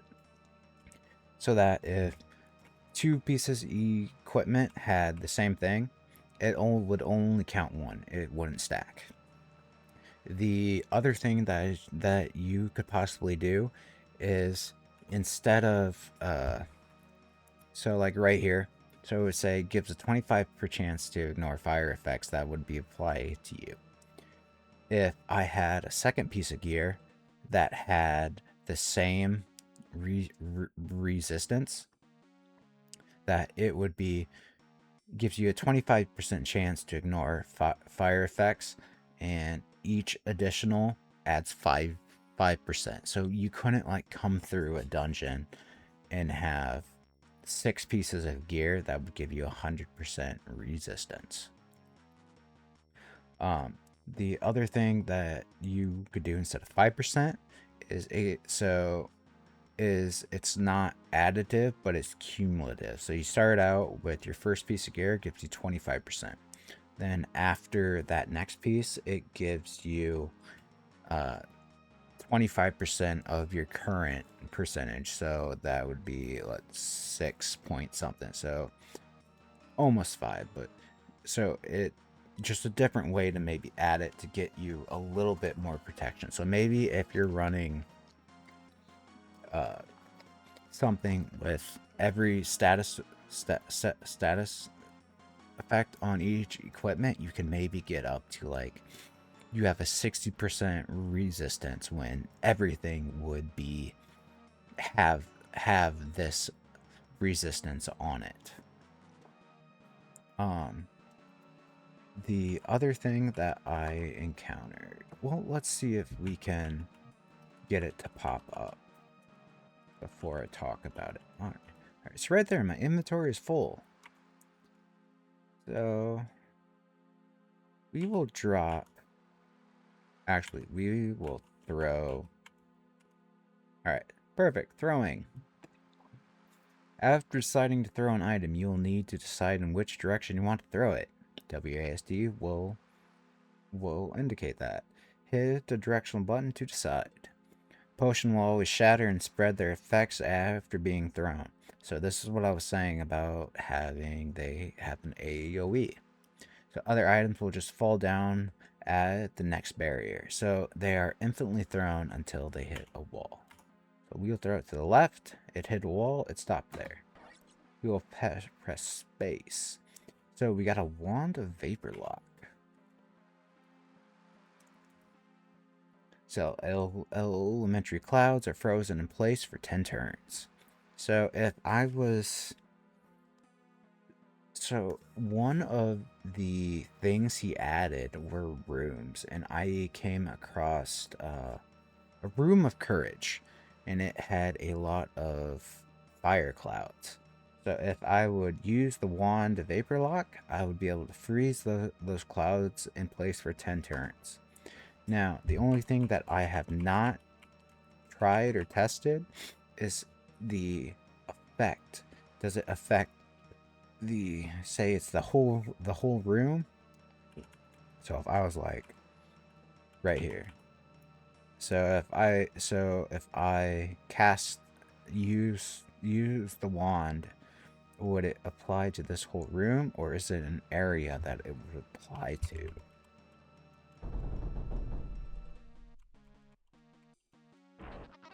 Oop. Alright, so an ink blinds you. So, did I... No slides from doors. Quest. Alright, unfortunately I have to do this. So, we will exit, and we will restart the dungeon. I need to... So I am at 143.43.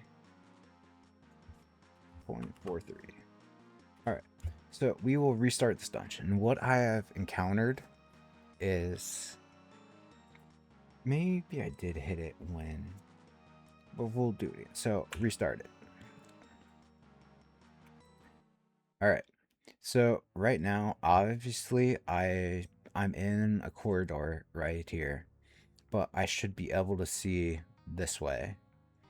Let's go into the door and right there. So the blinding effects are carrying over.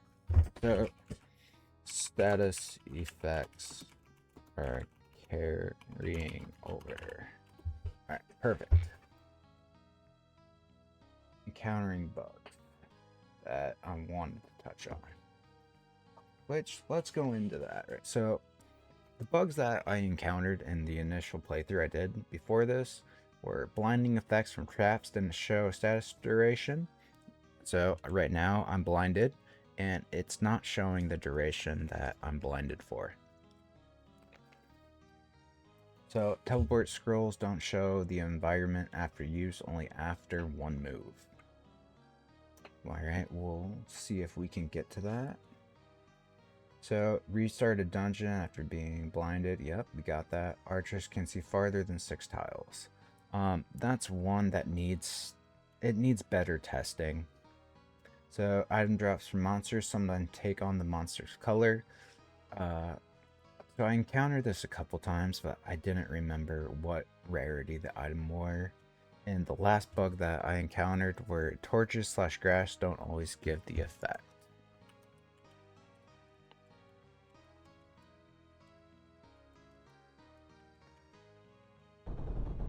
There I go. You can see again. Oh, I had a mud strider after me. Alright, and I picked up Scroll of Major Heal. Alright, nice. That's a great thing to start a first level on. That's a fire archer. I don't wanna...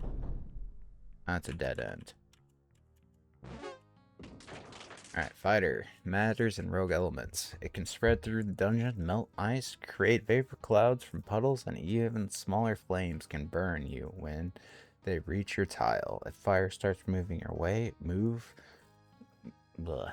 Maybe don't lean in for a hug. Nice bit of humor there. Alright,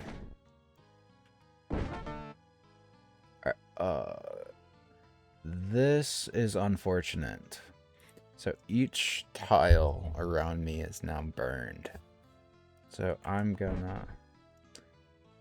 so since I'm burning, I didn't... So it doesn't reapply the status effect. Very nice. Alright, killed him before he fired again. That was actually surprising. What do I got here? Potion of ice. Go here. Alright, it's moving. So, one of the other things that I was thinking, I am at 146, 45. So, being able to tell the direction that a vapor cloud is going. So I've already touched on a bit of the unpredictability of the vapor clouds, of the various ones that you have in this game. But being able to tell, like right now, like which way is this traveling? So it's not. So I came in, and I eventually saw after moving like which way they're going. But if you had kind of like the fire effect, maybe. The other thing is, maybe like the tall grass animation off of the side that like is blowing this. Like if it was waving this way, like the cloud would be moving to the left. If it's waving up, the cloud is moving down, and such forth. Like just to give the player a little bit context of how this cloud is moving and kind of what to expect from it. So how come on. So how vapor clouds are, well, I call them vapor clouds, but that's really if it comes over water. Alright. I'm clear here. So so it may be a setting that I could recommend. It's not so much a problem for me now that I've played, but having the clouds a little bit smaller. So right now they're taking up, say, 1.5 squares. So when I initially was dealing with this, I would give them a wider berth, because I thought that if I'm standing right here, since technically I'm touching this vapor cloud, that I would be hit, that I would get the status effect from it. So maybe if in the settings the vapor cloud would only take up like the, let's see, the one square. That's an option, that they're smaller and people would know like they're in this cloud. They're not at, or not this cloud. They're in this tile, not in, say, the tile above it or below it, like here. So vapor cloud settings option. All right. We are level 2. We're at 30 of 40 health.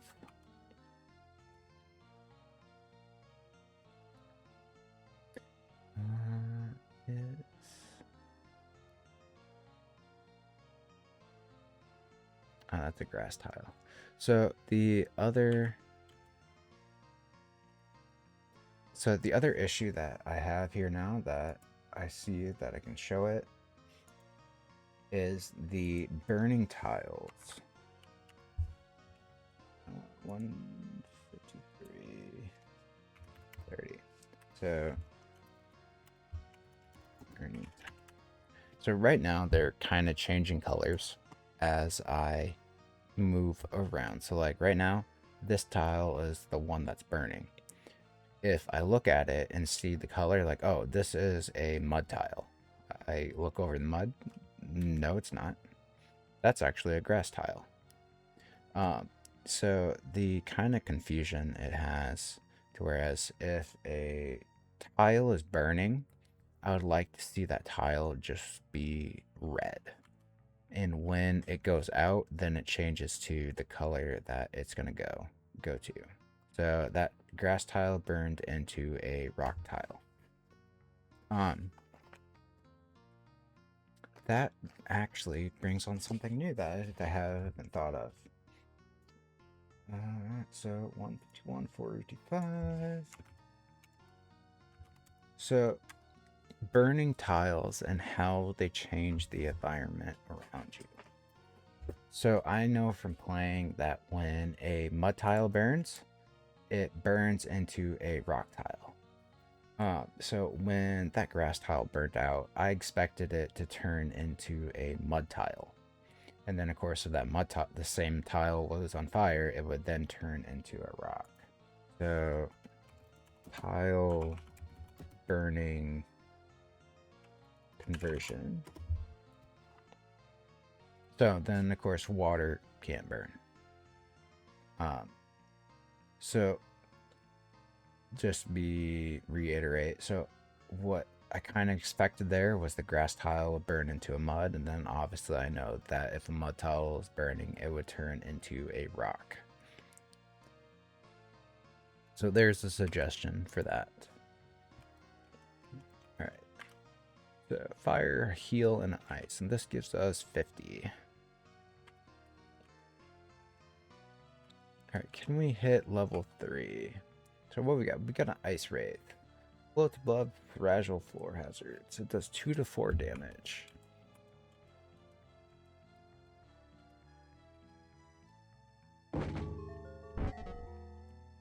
Ah, I'm frozen. Forgot about that. Yeah. Oh. I took one, so I stepped on a poison tile. So this brings it back into the thing of having some little effect of something is here. The other thing that you could put in. All right, so let's write this down. So 153, 49. So having kind of like the shimmer effect you have on the ice tiles. Like say, hey, this tile is something here. Having the chance that sometimes, like let's say you have a 50% chance to see the shimmer to tell you something's here. Now, you could turn this into a double-edged sword by adding in hidden treasure. I guess I would kind of think of it. Like, hey, there's something here. It could either be a trap or it could be a hidden item.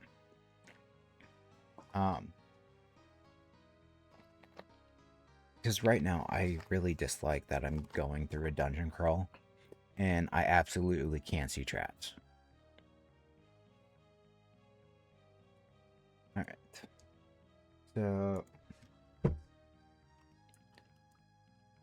seeing hidden trap slash possible loot. Alright. Let's get back to it.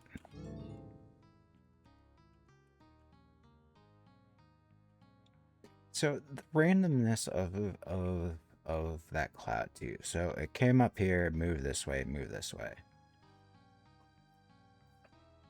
So I would have expected that. So it came up here, then moved over, that it would have started moving down. So I get there's a bit of randomness to it, which is just great. The game needs that. But a little bit of predictability would also be great there.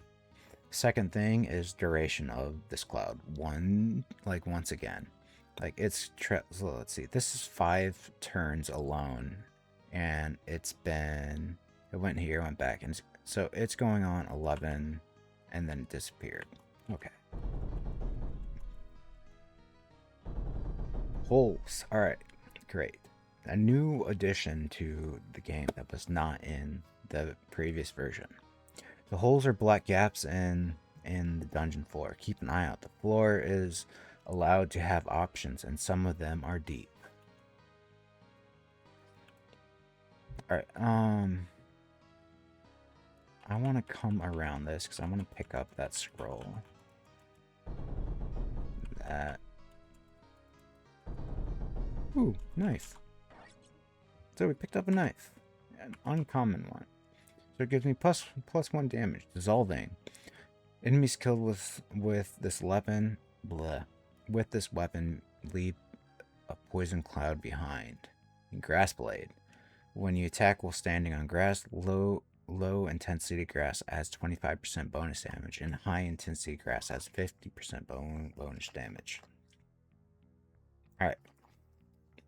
So this comes back into adding in a codex of items.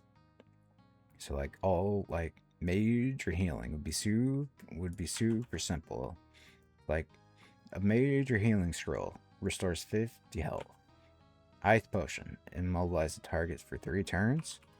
And then knife and armor would be, so you would do it as, so kills with a weapon would eventually unlock more of, say, like what could this spawn with, or you could do it as a, just do it as a straight in like an info codex, like this weapon has the chance to spawn with this stuff. Did I equip that? I did not. All right, got a +1 weapon.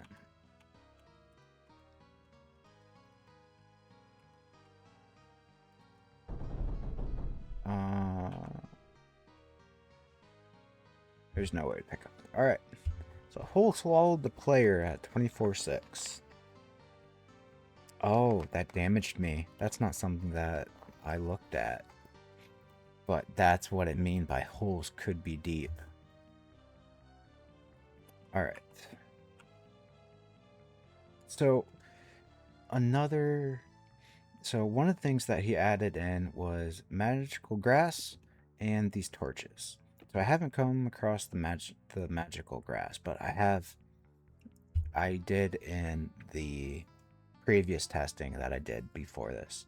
I did update to the new version, so you might have taken that out or something got messed up. But magical torches illuminates presence even at a distance. So what is this? This is all rock. All right. So let's put, what am I at? 159. So magical torches. So right now it says it illuminates the presence even at a distance. So obviously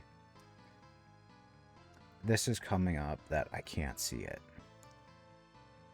So then by the description of it, I would guess that even if I move out of my view range, like I would still be able to see like, hey, there's a torch here and this is what is around it. What at 1, 2, 3, 4, 5, 6. 1, 2, 3, 4, 5, 6. Come on, I want you to come. All right, right there. So, is this working right? So obviously 1, 2, 3, 4, 5, so 6. Now, of course, my view range goes down to 5, I believe, when I'm right here. So I can see the monster right here, even though it's out of my view range. But is this torch supposed to illuminate farther than just in front of it? Alright, now we have a tough Ice Walker. It does 6 to 9 damage.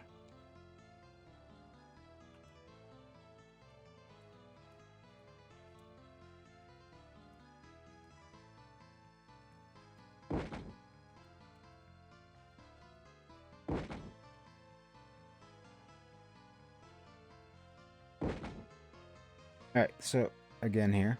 So how is this excuse me, poison? I always call them vapor clouds, but it's their element and then cloud. So how is this poison cloud going to move? Is it going to move towards me? Is it moving away? Is it moving down?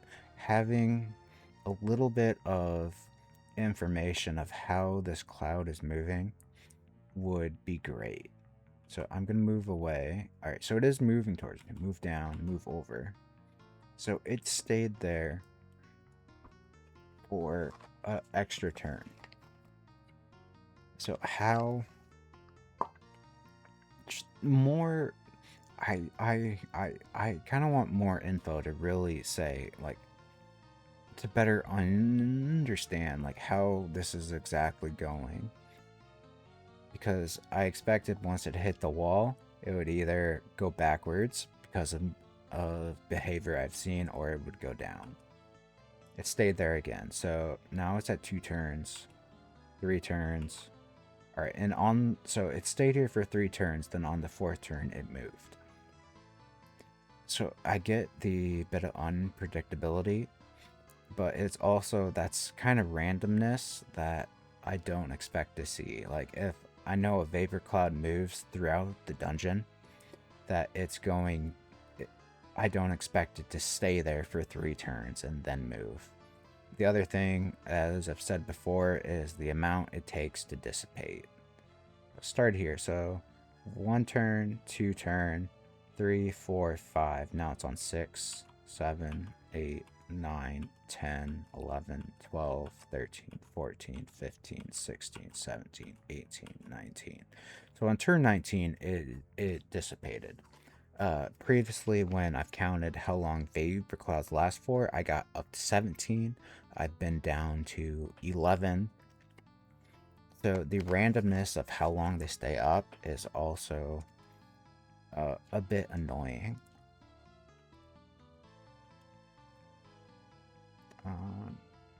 Again, so 203.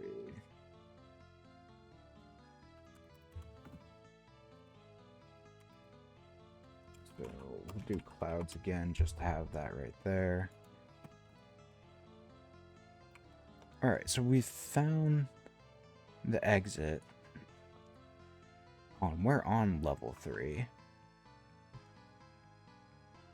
So that's another issue then. So the beginner dungeon should only have 3 levels, and I fell down to level 3. So the stairs shouldn't technically be here. This should be the boss level. So 20430. Holes in floor. Alright, so I fell down that hole and it put me to level 3, but since this is the beginner dungeon, this should be the last floor. So if I take the stairs, does this take me to level 4? Ah, so an event area echoes. Interesting. So, ooh, excuse me. So I was looking at my player level, not my dungeon level. That's something that would have to go back and be looked at to make sure I wasn't just looking at the wrong thing. Alright, so we got an event. So the standard stuff doesn't tell me nothing about the boss. What we got? Ooh.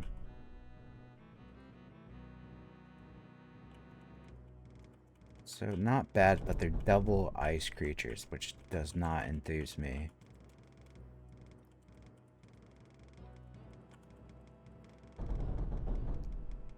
And we got another stairs. So this brings back into the consideration of this is supposed to be pretty much your tutorial dungeon. It's supposed to be easy, and I wouldn't expect an event dungeon to come into play when you're technically going through the tutorial and learning the game.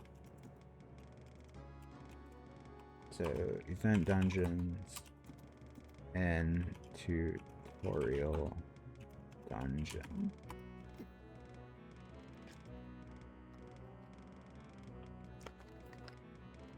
Alright, so got a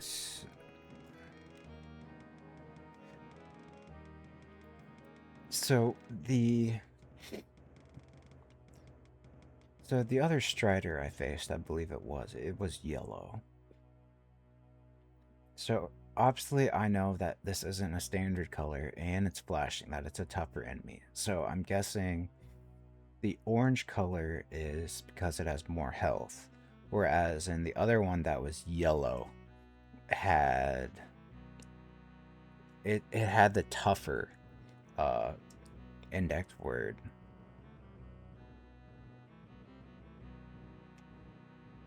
Alright, so because I wanted to complete this, we'll use our scroll of healing.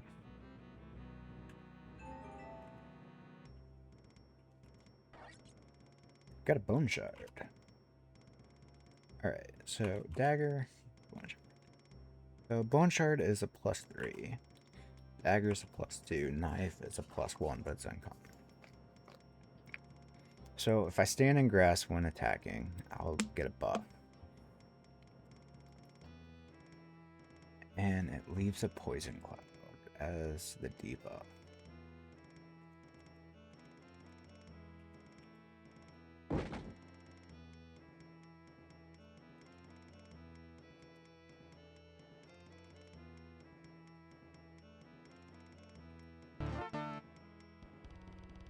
Alright, and that poison cloud.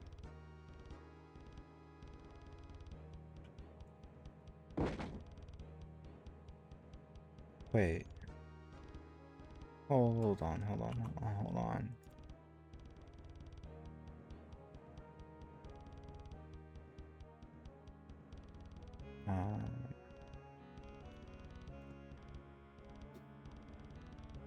So 8 damage.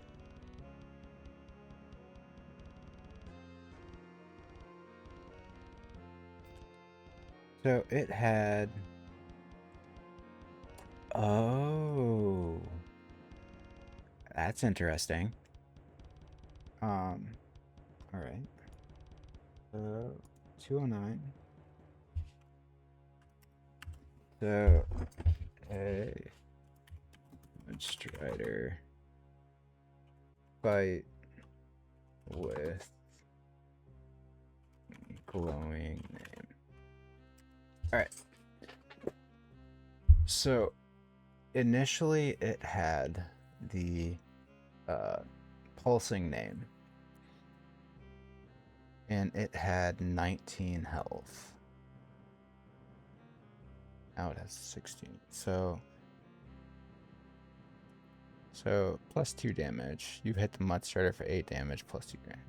The strike plus 3. So 8, 11. I crit again. So that killed it. Mud Strider devolved into a toxic cloud. So why did another one spawn here? Is that just a game mechanic that I haven't encountered before, or is that a bug? Alright, so that's interesting. That would be needed to look at.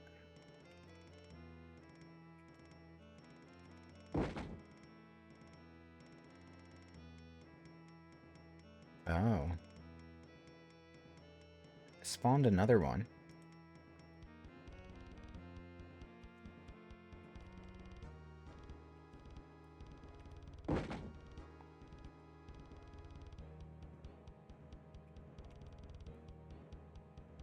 Alright, interesting. So I killed 3 of them there. Alright, 1, 2, or was it 4? Regardless. So, is that a bug? So, Mud Strider with glowing name. So it spawned. So, spawned more Striders on death. Alright. So, I got that down now. Which way is this cloud moving? What'd I get? Padded tunic. My first piece of armor. So padded tunic. Plus 4 armor. Very, very good. So both the later, dampen blows, favored by traveling merchants. I have 4 armor now.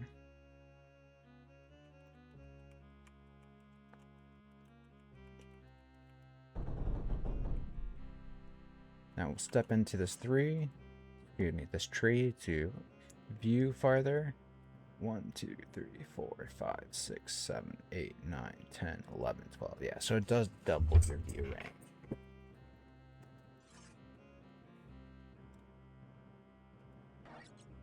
Got a minor heal.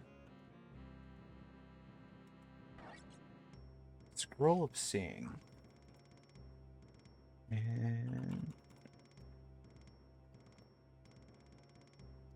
so it reveals. So I ran into this with my previous testing to try and find stuff out beforehand.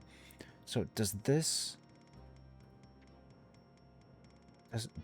So is it revealing traps? Because I used it last time. Well, let's just use it. So use. You read the Scroll of Seeing.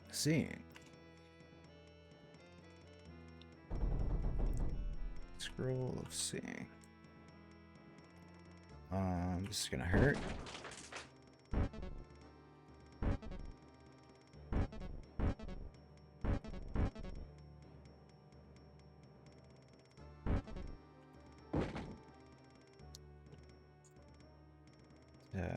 Alright, perfect. Wait.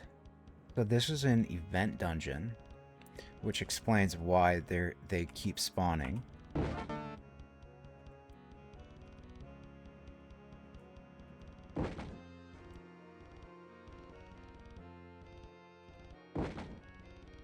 So maybe that's why. Alright, so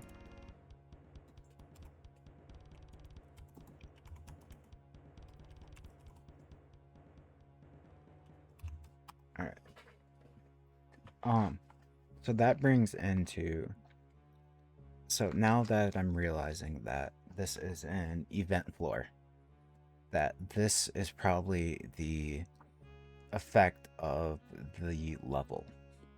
Now, it didn't really say what it didn't really hint at what the floor was, but this would bring into consideration that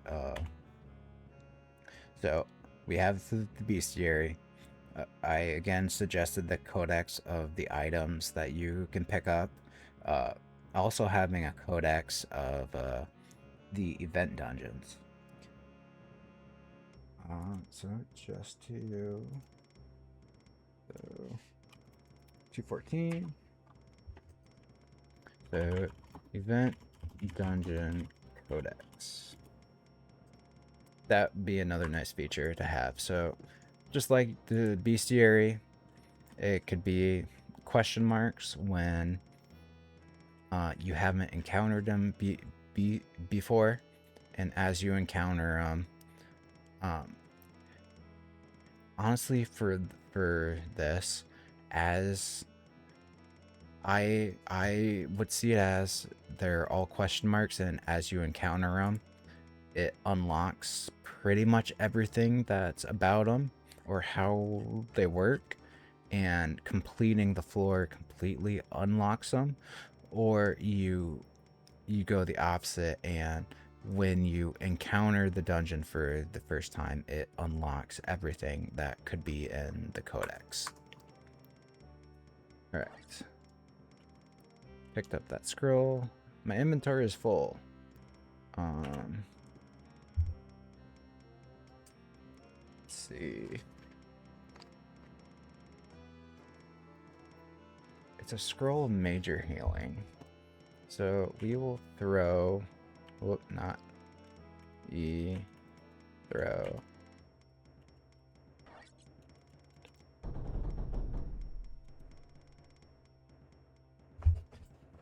Okay, so here is the boss. And I have a vapor lock wand. I'm gonna get poisoned here.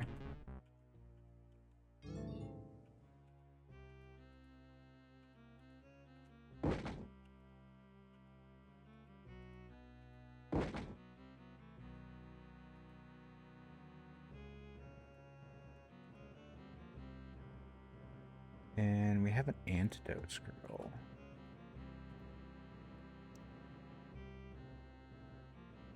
Oh.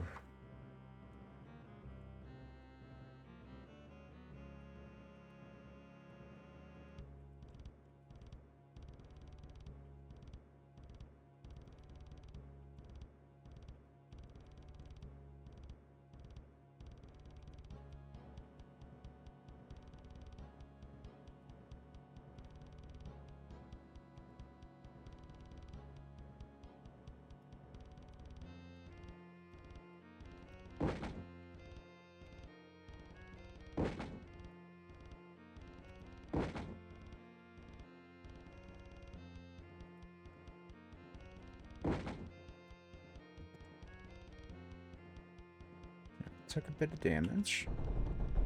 That's a nope.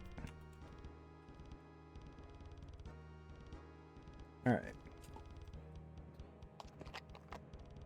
So, we had the wolf.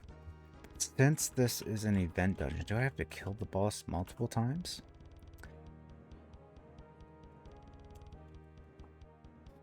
Now, it's the Berserker. Increased damage per hit. Poisoning. Poison cloud on hit. Ice burst. Ice burst on death. So I want to kill him from a distance.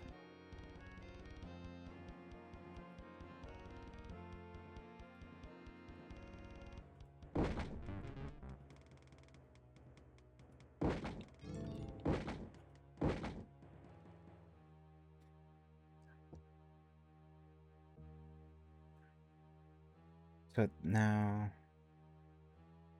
so that's a first. So poison range, toxic blob, poison clouds on hit, ranged poison attack. So I need.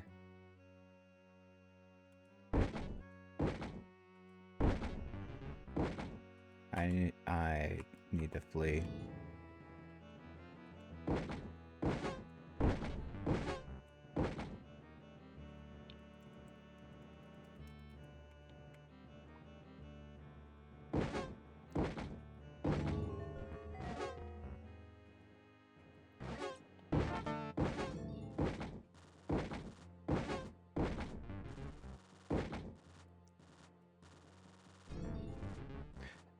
So the other thing, ooh,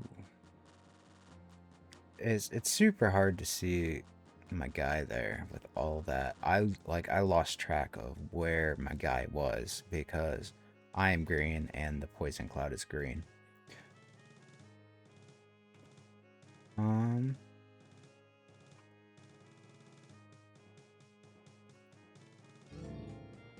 we will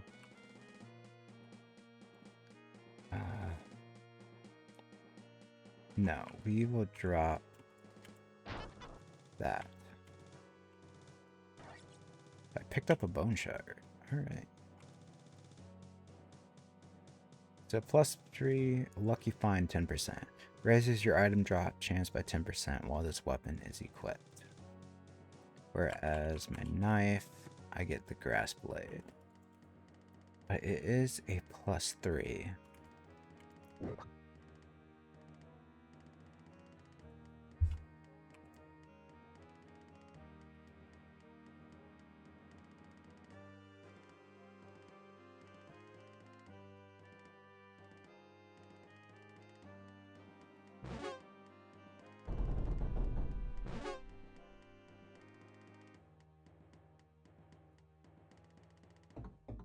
Alright, perfect. So, the Cutthroat is now available. You can pick this player design in the settings. Player designs, so I will look like this guy instead of looking like a swordsman. So this brought me into my next thing that I kind of thought of when I was going through and initially testing. So you could possibly implement that the player designs, unlock abilities, or so this is a Cutthroat. So I kind of think of he's kind of like a thief, maybe, like kind of in that regards. So like his ability could be like well, it's a Cutthroat wouldn't really be thief, but like say he has a poison effect, like he can apply the poison debuff, or since he's a Cutthroat, he is more ruthless, so he gets a +1 damage modifier. So you pretty much get it. That so player designs can implement another layer of strategic play, and this would more come into the endless side that people are really trying to min-max or stack certain abilities to get farther into the dungeon, and it would implement another layer of complexity of gameplay. So player design could get buffs, we'll say, that come with them. Alright. So the other thing that I don't like is this pop-up box here. So it shows my XP, my steps. I can barely see that the dungeon level, and then it doesn't really show like what is my final rating for clearing this. So this could be like, it's going to be a decent score. So we have, hold on, let's bring, all right, so we have 714 divided by 2, so at 357. So we'll take 1859. Then it should be minus 357 equals 15. So now times it by 1.3. would equal 1952 should be my score. Alright, so 1952 should be my score. Ooh. That's another thing that I don't like. Like, I get that you're running, you don't want names to be too long. People could put obscene things. But let's see, 1, 2, 3, 4, 5, 6, 7, 8. Ah. So we'll do cold instead of cold heart. And 1953, I was correct. Alright, so let's back out. 1953. I'm first on the leaderboards. Let's look at cold, 714. So I am last on the turns taken. That's fine though. I have the high score. So that is the beginner dungeon with the tutorial outlook, which is something that I was asked to go through and kind of give my opinions on. So let's see, what am I at? 226. All right, so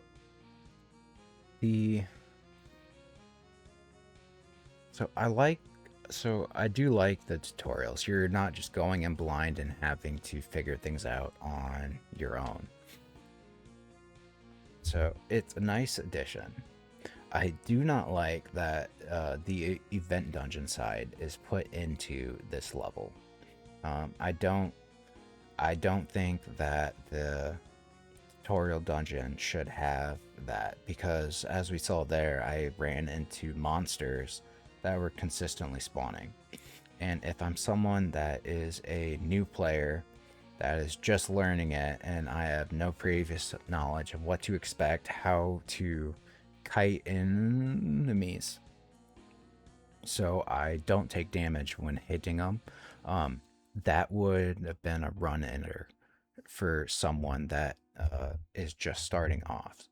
So I'd like to see the event dungeons not be able to be gotten on this beginner level.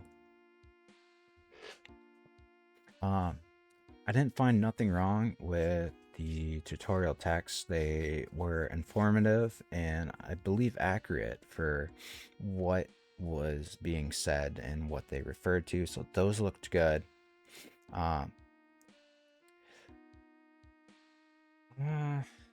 So the one thing I did not like about them is they were kind of random. So when I go through a tutorial for say just any other game, they're a bit more structured.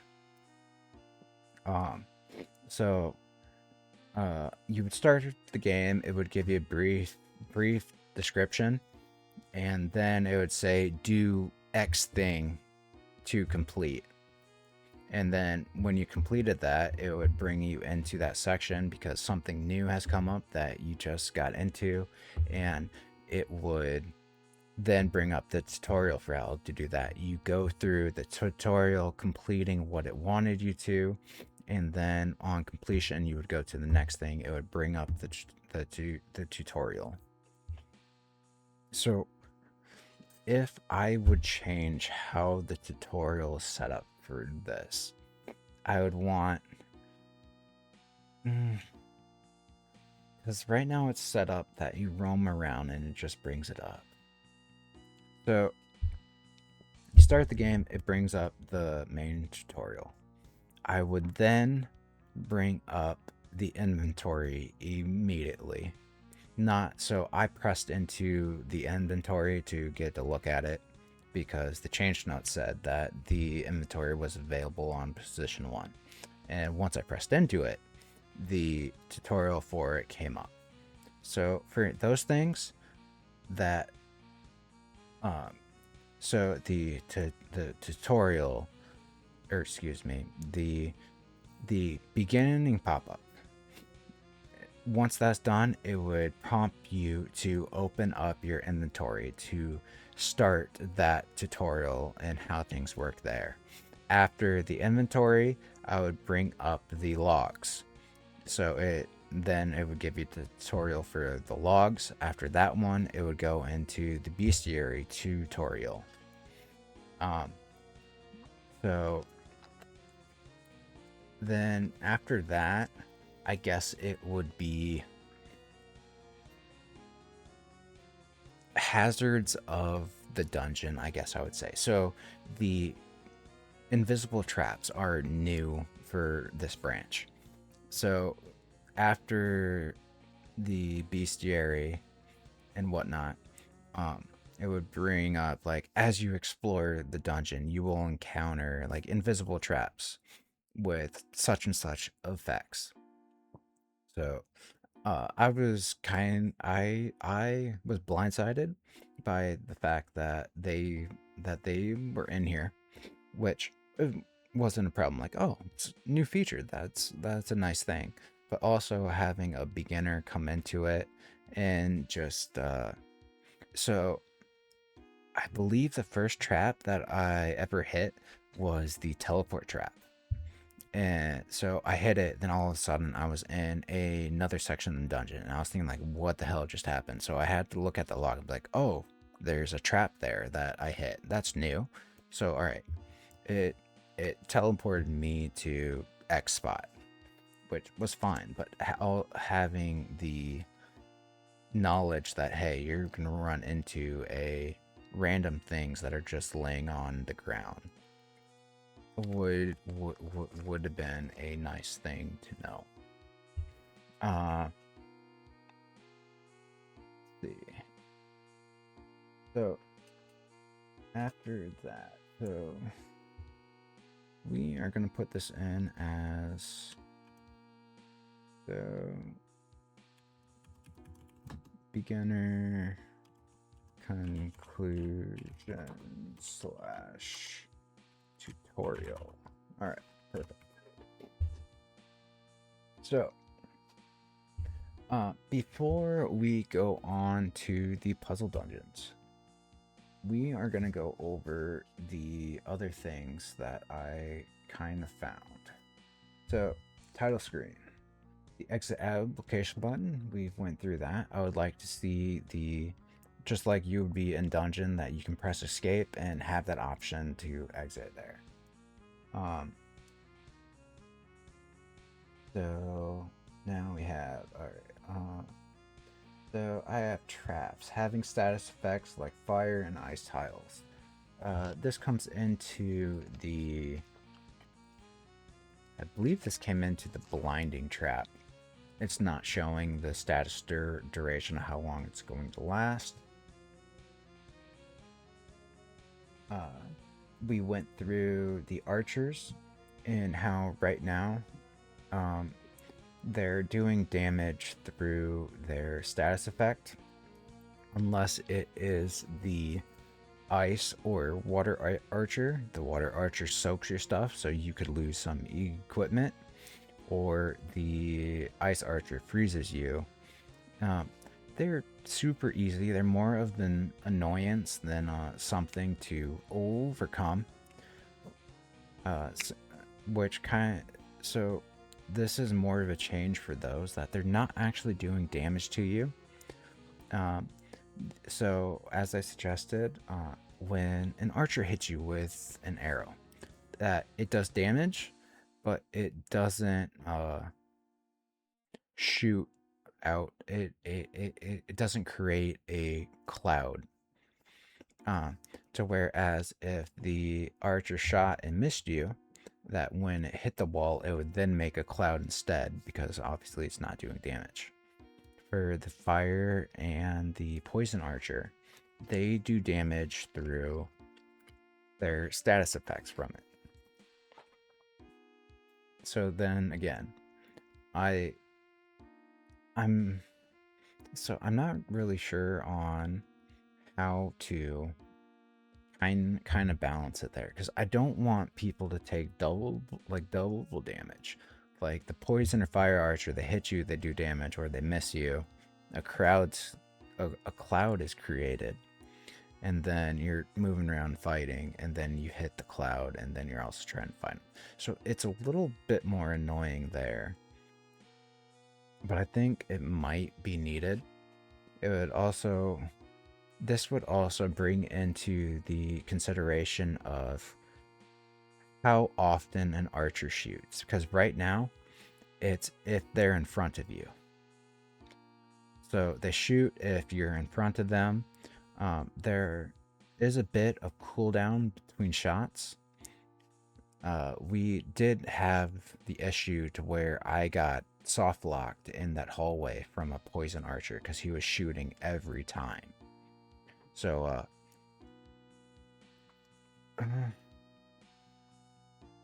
the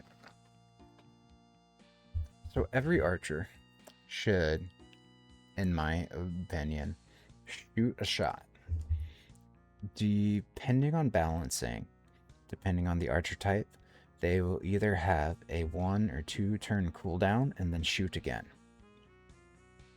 So another mechanic is shooting while not in their like the horizontal or vertical sight lines, that they shoot randomly to create poison clouds that kind of fill up the room when a player would be in, say, like a 6x6 vicinity. Now granted, testing would have to be done to kind of tune this to be the right amount. So maybe it's when they're in a 3x3 zone that it comes up that even if you're not in the vertical or horizontal sight lines, that they shoot in a random direction. If you're in like a 3x3 zone of them, that they're making the clouds to kind of disrupt your movement, since you're kind of trying to dance around them to kill them.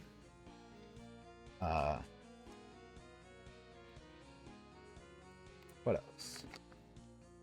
All right, we're going through this. So the leaderboard scoring. So obviously I went through and I got the top score, and right now it's super simple. So it's your XP minus your steps divided by 2 times by your floor modifier. So a thing that you could possibly add to the leaderboard scoring is if you revealed the whole dungeon, that you would get like a little bonus, or excuse me, not the whole dungeon, the whole floor level, that you would get like a little bonus to scoring. The other thing that you could do for like a little bonus is if you killed all monsters on that floor, that you would get a bonus. So the one thing that kind of annoys me is that sliding on ice counts as a step for each tile you slide through. This is just a gripe. It's not really needed in my opinion, but having sliding on ice not count as the initial step, the initial tiles after you slide on the first one count towards steps, because technically you didn't take a turn, but it counts it as each tile traversed counts. So I understand why it is the way it is, but it's also a bit of annoyance. This would more come into kind of like the speed runs. So instead of your leaderboard scores, your your turn scoring for the levels. That now, granted, the one problem that I foresee with this is the randomness of dungeon spawns. You're not going to get the exact same dungeon, so that comes into consideration there. But that's just my little 2 cents on that part. Bugs. Did we go through all of these? So blinding effects from traps didn't show status duration. We went through that. I didn't do so. I ran into an issue with the teleport scroll, that when it teleported me, it showed the vertical and horizontal sight lines within a one tile area. It didn't show the full radius of my sight line after being teleported. Only after I took one step, then it came into view with everything then shown how it was supposed to be. Restarted a dungeon after being blinded, carried over. I showed that, I believe. The other thing is, it also happened when I was frozen. So I got frozen. I restarted the dungeon, and when I restarted, that status effect still carried over. Um, I'm not sure about poison and fire status effect, if those carried over. I didn't test that. Item drops on monsters are sometimes the same color. That could deal with the rarity of it. I killed off one of the blobs and a green item dropped behind it. So that was probably a rarity that it blended in and it was hard to see. And so I'm recording on the new build that you uploaded, but in the previous one, the grass and torches didn't always show their effect. I had a little bit on, I believe it was that last dungeon. The torch was on the wall, but I don't think it was actually illuminating properly. When the monster stepped in front of it, it was out of my view range, but I could still see it. So when it's directly in front of that torch, that it was at least showing itself when it was outside of my view range. But I have screenshots of the previous build that deal with the magical grass and torches. Now, granted, I'm guessing since I didn't come across the magical grass, that you may have taken it out because you noticed there was an issue, but I'll send those regardless. Alright, possible changes that I have down. Being in a tree, it obviously stops the melee monsters from attacking you, but archers can still attack you. You could possibly add the function that when an archer shoots you in a tree, it possibly deflects and doesn't hit you. From going back to the previous build, I deleted the files when I re-downloaded this. But the glowing grass was the same color as the mud.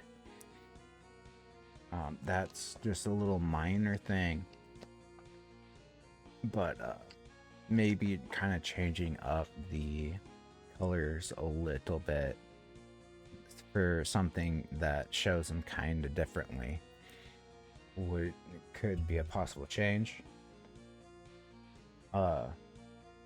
Archers looking through doors. This came into consideration because I had an archer out into my view range, and he was a little bit behind the door, and then I came up and he shot an arrow through it. So a possible feature that you could add through this is when looking through doors, because like the visual you have in here. So the visual you have right here is the door is slightly open. Like, all right, like I'm peeking through the door here. Do we have, whoops, I stepped on ice. Need a bigger room. All right, perfect here. So obviously, if I was up here, I'd be able to see farther this way and on this side. But restricting the view range to being like around the door when you're kind of like in this position that you would be looking through it. So you can't see your full distance, but you can see like, is there anything around the door? And this would be the opposite. Like if a monster was right here, the monster would see me. If the monster is like back a tile to whereas it's not in a position that you'd be like peeking through a door, like it wouldn't be able to see me here. So limiting the view range would be another option to add a little bit of depth to the game, maybe. Now with the archer here, yeah. So the same thing. So so right now, it's as if these doors are completely open, and it's just shooting down the hallway. So it's another thing that could limit, um, like the archer spam. So in what was it? I believe it was in the first hour that I got stuck in the hallway by that ice archer, and he just kept shooting me, and I couldn't get out of it and had to restart. So that's something that could maybe be implemented depending on difficulty of coding. I know it might not be possible. Uh, I touched on the cloud duration slash the length that they go. I touched on the randomness of them. Ah, I believe I said this, but I'll go over it again because it makes sense. So if you're hit by a poison cloud and you get poisoned, you can take the antidote to get rid of it. If you're hit by an ice cloud, you get frozen. You have to wait. There's no really way to get rid of being frozen in place unless this was a two-player game that someone else can melt it. And of course, water, it ruins items. But there's no way to really deal with the burning status effect.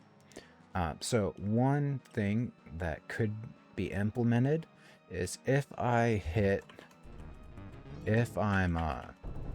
burning and say this, so I'm burning here and this tile was a water tile. If I step into the water tile, it gets rid of the burning effect.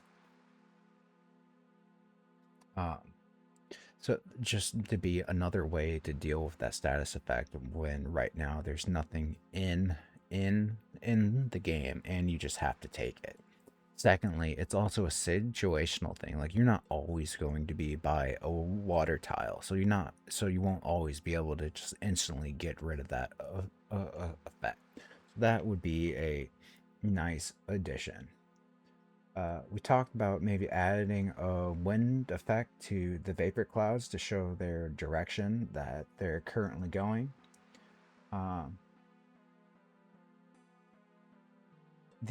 So getting stuck in mud, you're obviously stuck there for a couple turns. This is the same thing with tall grass. It hinders your movement, but neither of them have like a status bar like, hey, you are stuck for this long because you stepped into this tile, which that would be a nice thing to implement. That's a quality of life thing. It's not really needed, but it's a polished side to have, in my opinion.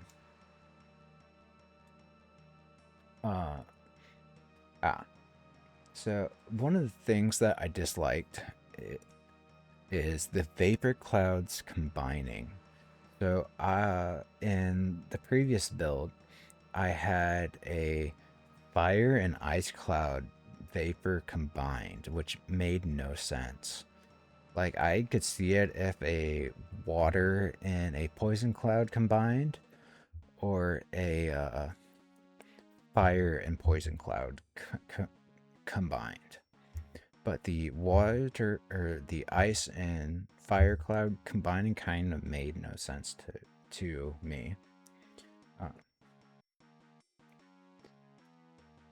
Which also plays into let's say a ice cloud and a fire cloud collided. technically those two clouds should cancel out. Same thing would go for a water and fire cloud co- colliding. Technically, they should uh, can't cancel out. Um, let's see. Poison clouds are kind of iffy. Like I'm like going off of movie references. Like if you put poison in water, it like dissipated. So you could kind of make the argument that if a water and poison cloud collided, it would cancel one out. Excuse me, the water would cancel the poison cloud out. The other thing is, say an ice cloud and a poison cloud collided. I could see it then that the ice cloud doesn't cancel the poison cloud out, but it kind of redirects the poison cloud in a different direction. That's all I have for just the simple possible changes. I went through the quality of life.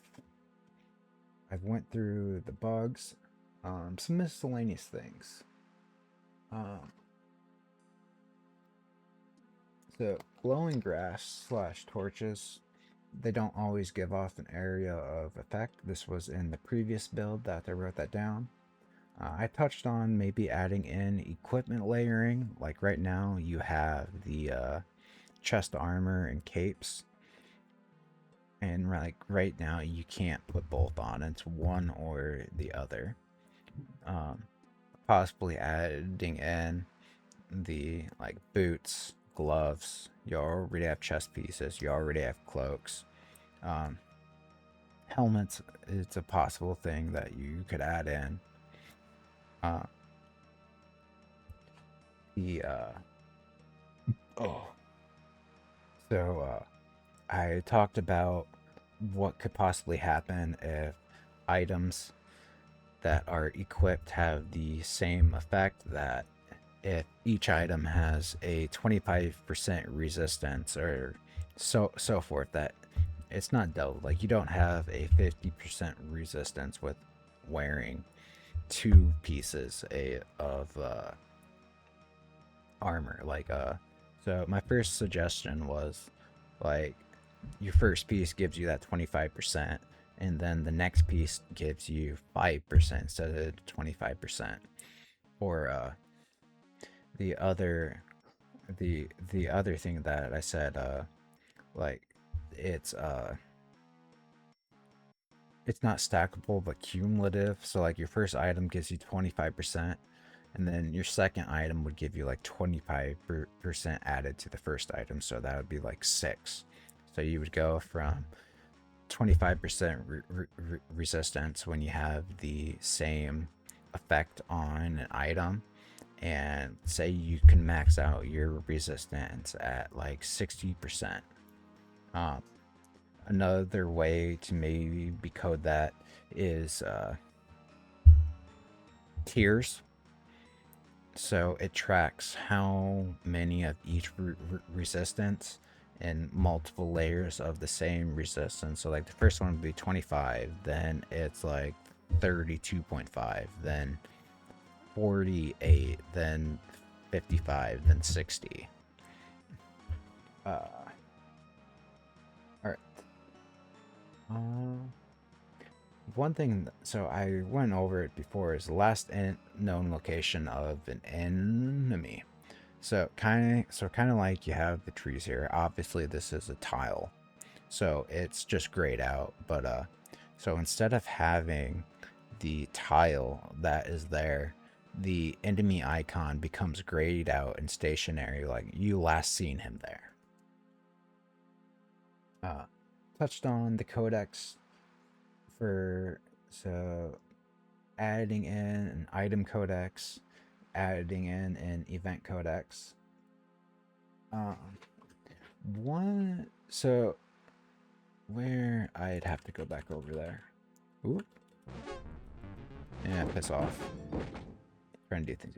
So one thing that I don't like is, so right now the T is in the grass, and I encountered this in the previous build, and obviously it's the same here. So the tree obviously means, or excuse me, that T obviously means it's referencing the tree. So the thing is though, I looked at this and I'm like, what is this symbol referring to? I looked around tiles, I'm like, there is no T here. It wasn't until I'm like, oh, this is a tree. That's what it means. So this was a little bit confusing. It's a minor thing, not really important, but it's something that I came across that stumped me. Um, so something that I thought of was when a cloud hits a player, that it changes its direction as if it was hitting a wall and then deciding which way to go. That's just something I thought of. I touched on the end of the beginner dungeon that the when you player designs unlock character abilities. So obviously, like because of how it is right now, I can just switch through it. So one thing that would have to be changed is when you enter into the dungeon, you choose a character design that would have a certain buff for different character designs. And then, of course, on here, this would get moved out because you don't want people changing it mid dungeon to try and like cheese it. So that's a possible thing to add. Uh, um, so one thing that's not too much of a big deal, because I've been playing enough to know, like, when I come into a certain range or sightline of something, that a monster will notice me when I first encounter it. But a kind of a quality of life change would be the pop-up that happens down in the log comes across the screen up top, like, hey, this monster has noticed you. So if you're low health and trying to skirt around a dungeon and kind of got play with the monster to get around them, that you're trying to be stealthy, that if for whatever reason you don't succeed, that it's a bigger notification that it shows up. This could also be a toggleable setting, that instead of just it coming up in the log here, that you have a setting that on the top of the screen here that is like, hey, monster has noticed you when it pops up in the log. So that is pretty much everything that I found yesterday in my pre-testing. We are going to move to the puzzle dungeons. For that, I will be back in a moment. Alright, we are back. We are checking out puzzle dungeons. So, as the patron said, there were 3, I believe, added. 3 puzzle types and puzzle dungeons. Alright. So there's 3 types that we should go over and hopefully encounter, because I'm probably going to die a lot. This is a first playthrough of these ones. These are newly added to this version. Let's get into it. So we have the event, Necromancer's Workshop. The dead do not yield experience. They may rise again in a while. So they do not yield experience. So do I get it on the end of the level? So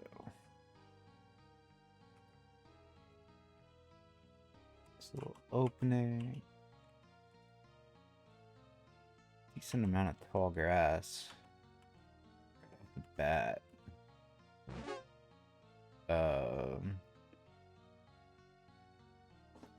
That is interesting. So that should be an arrow, and that is also an arrow. So this comes into... So I know that an arrow will fly 4 spaces when shot. So 1, 2, 3, 4.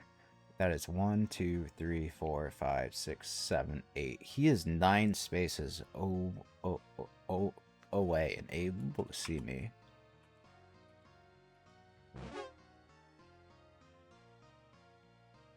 What is that thing? A floating prism bends the light to increase vision. Oh, so that's probably why he could see me. This just brings it into the fact that I think archers are bugged with view range, or they have a longer view range than I do. So multiplies ranged elemental attacks.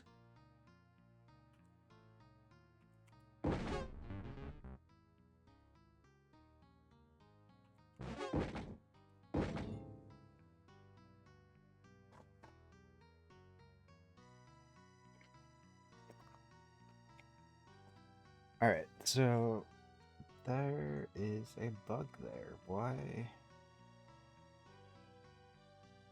was really hoping. This one. Alright, so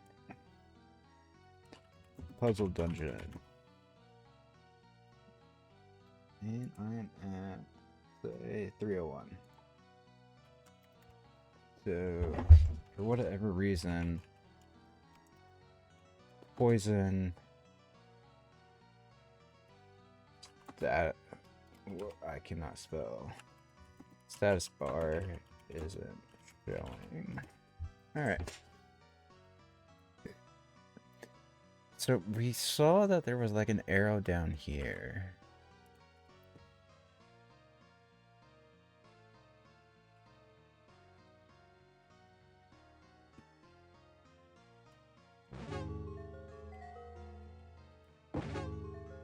The frozen one is showing though. We got an antidote. So stepping into tall grass, which I made the comment that when you step into mud or step into tall grass, you're stuck there for a set amount of turns, and it doesn't show like how long you're there for. So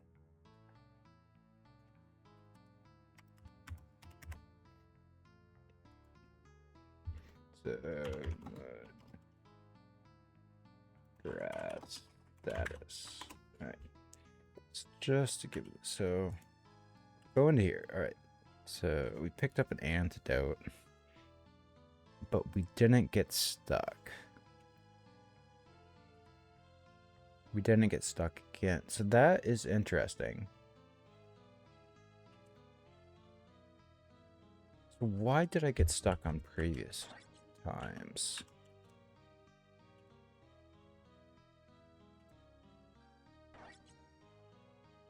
Alright, so we got a wand of fire. Let's peek through this door. Got a scroll of ice. Alright.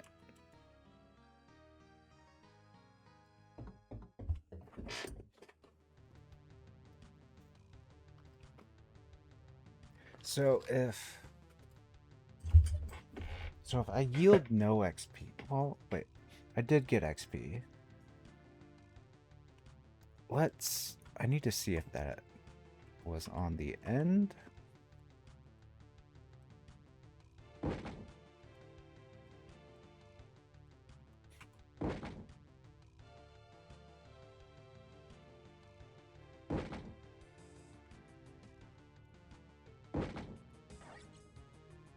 Wand of pathfinding. That's a good thing to find.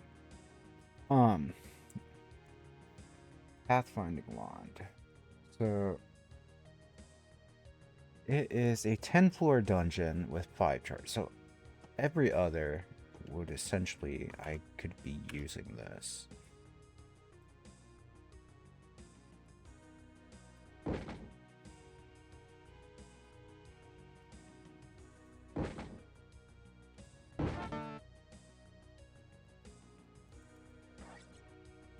Now I pick up dagger, which would be a +1. Oh, it's a +2. Okay. Ah, because it's the kitchen knife. That's a +1. Alright, we'll equip that. So I can go through that door. The ice archer is just an annoyance.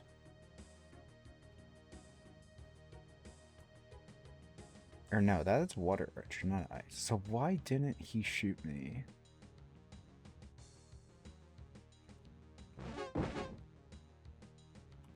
Pick up some free XP. Oh, we got a flame golem.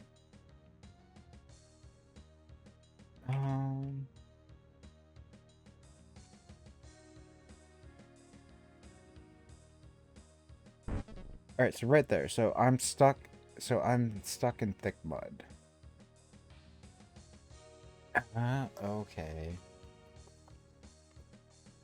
So it's not the grass that gets you stuck, it's the mud. And I can't even attack from here. So you will go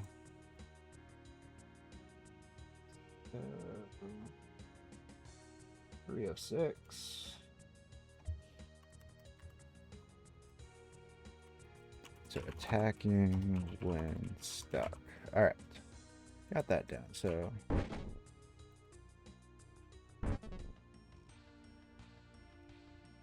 alright, I need to get out of here.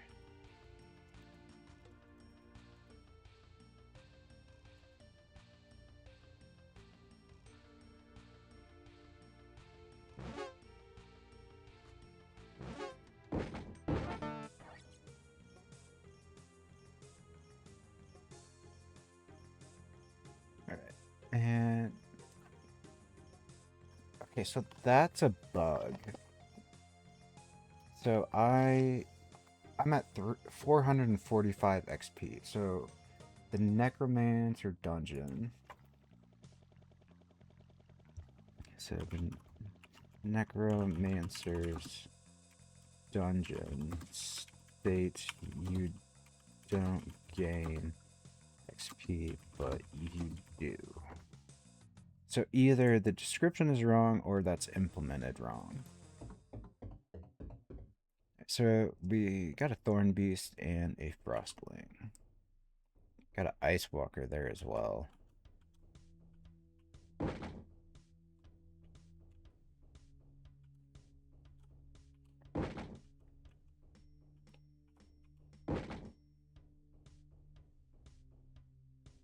Now I'm at 500. Yeah, so that's not working correctly.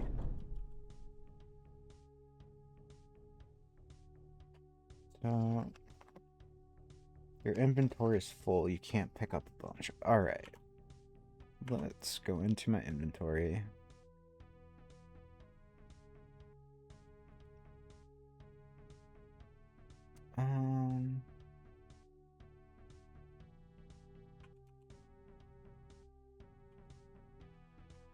Unequip that, drop it, press spacebar to pick up. Okay, so there's another thing. So don't pick up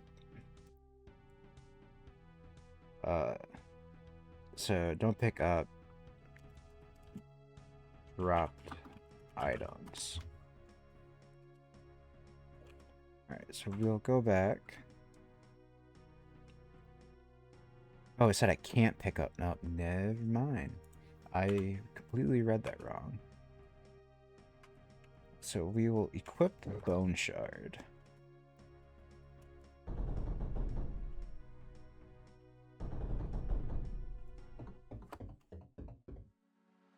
Alright, so we got a Mud Strider, a Water Archer, and a Berserker.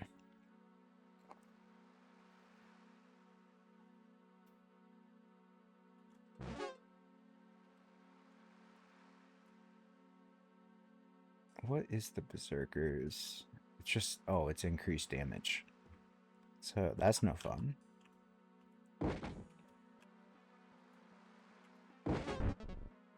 Oh, it hit me there. Dang it. Alright, now run away. Oh, I got stuck.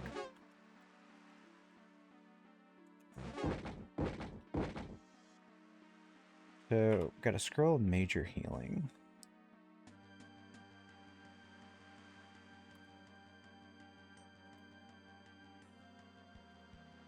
So now we will use this.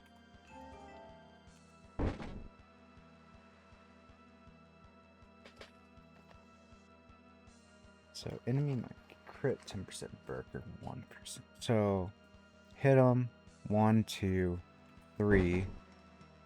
Ooh, he oof. That hurt. Now,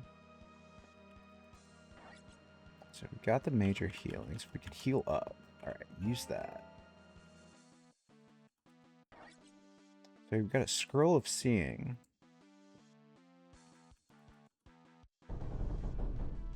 Frostling.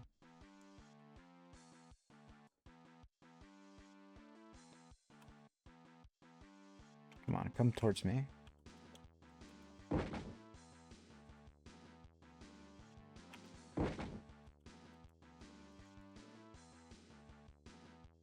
Scroll of poison. So I'm not going to damage myself. Oh, new duelist. So 2 strikes, attacks twice. So he will hit me for 16 to 24 damage. So crit chance, double strike. I do 8 to 12. But realistically, it'll take 3 hits to kill him.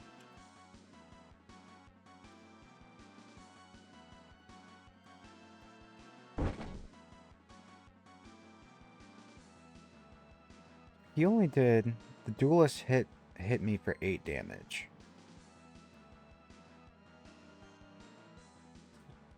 So... Where am I at? 3, 12, 30.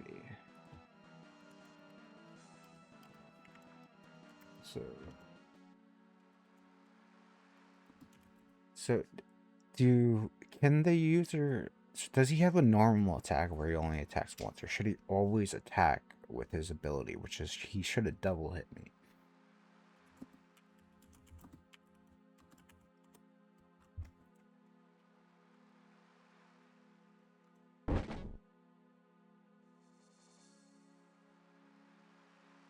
Hold on, let's...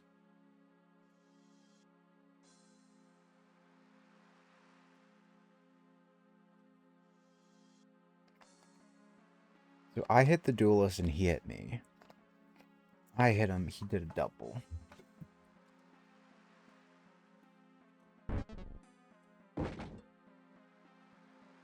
That was probably stupid to do. Got a scroll of fire.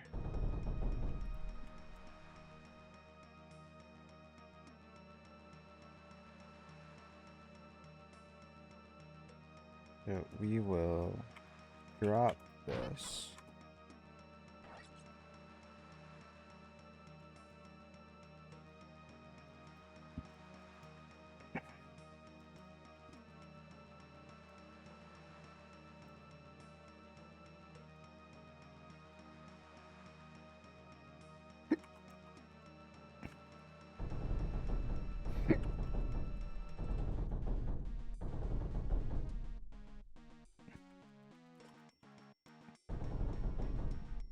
Alright, so the Hall of Intelligence.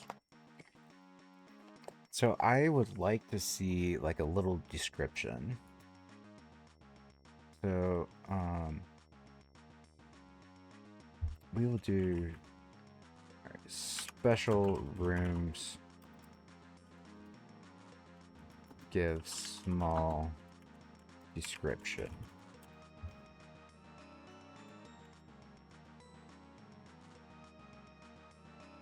So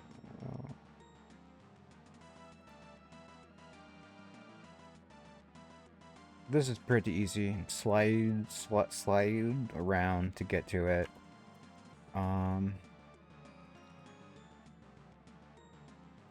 We will drop a potion of fire because I have a scroll.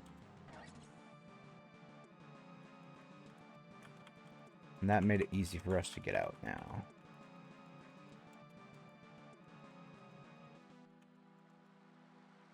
Another berserker, and he is a tough boy.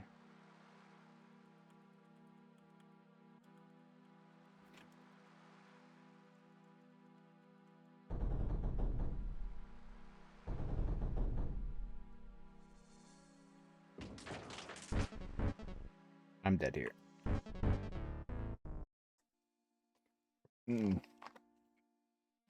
Alright, so this is the Necromancer's dungeon. So, and it said, wasn't...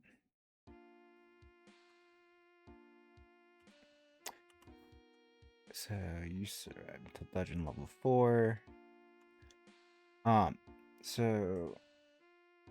Another side note, so... Add... Dungeon name to... Screen. Alright. Let's go again. So, 4,800 points. Not bad. Alright. Again, the Necromancer's Workshop. So, the dead do not yield experience. They may rise again in a while. So, we have no one in our immediate vicinity. And...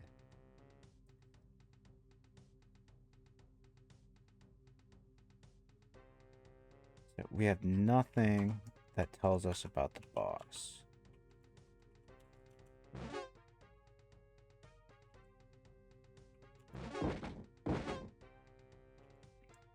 Yeah, it's bugged.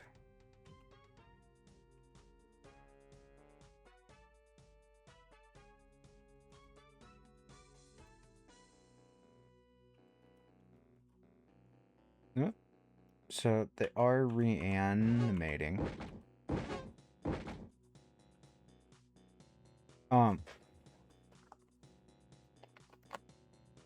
So that's another thing there. So I am at 37, so pretty much 318. So 318. So the fire archer should yeah, maybe it's a pyromancer that so fire archer should take damage from a water cloud.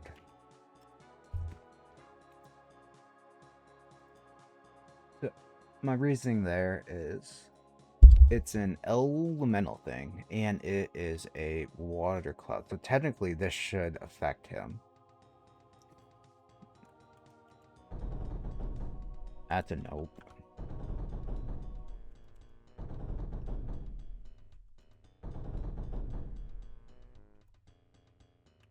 Alright, so we got a wand of fire. Anything directly in here? Not that I can see. We'll move up. Alright, training hall. Enemies are tougher. They learn to shrug off damage. We do have a choice between weapons here. We got a dagger and an iron shiv. Alright, let's look at those.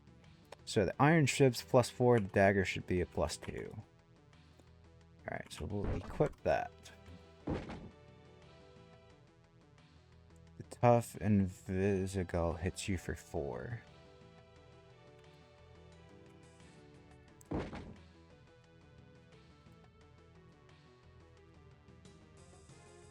What is an invisible? El Bestiary.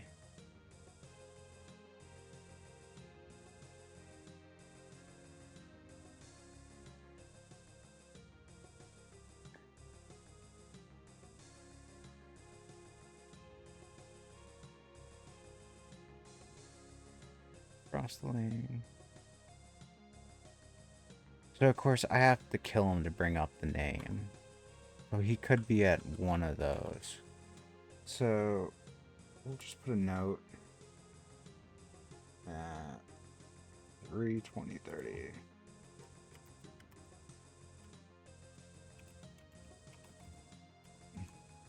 So alright. So we had a what? A tough mud strider in front of us. So I did hit it. So invisible. It's an invisible enemy, obviously. Ooh. I hit it there. Alright. Perfect.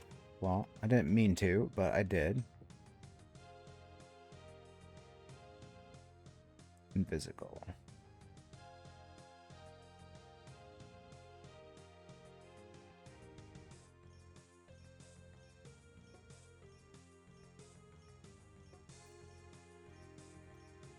Interesting. What we got? Wand of Blinking. I haven't seen this one before. So, warps you to the first obstacle.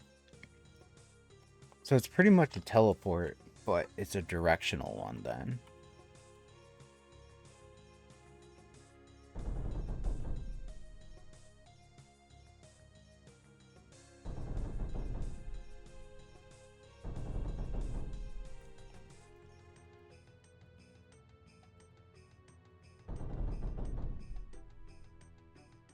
So we got a tough watcher.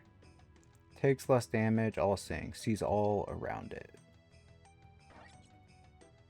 Now let's put on our padded tunic. So we should be taking 4 less damage now.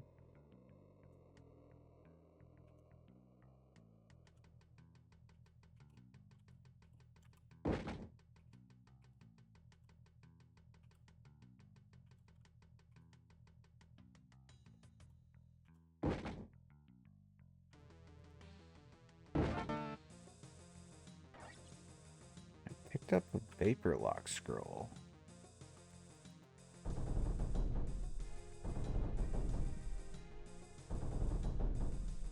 Now we got a tough charger, which I hate dealing with chargers.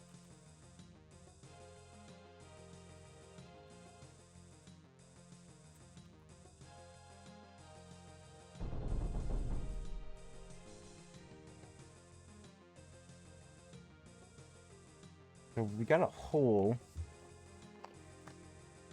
Do I want to go down the hole?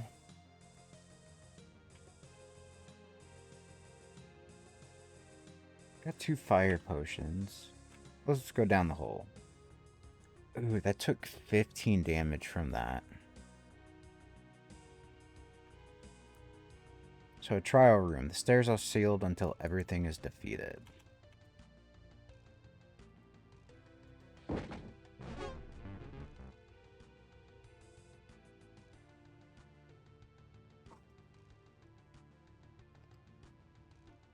Alright, so I hit the archer for 9 damage.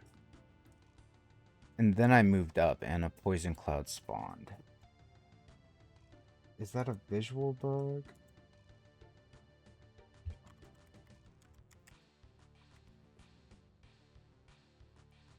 So, poison cloud spawned from where?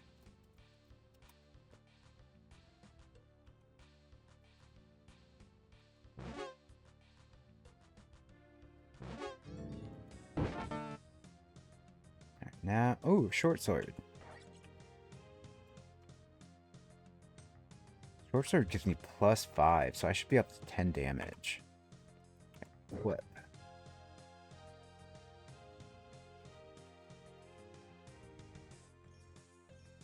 And I don't have an antidote.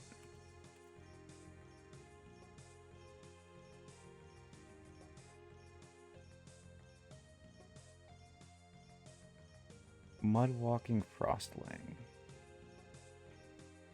Gonna get stuck.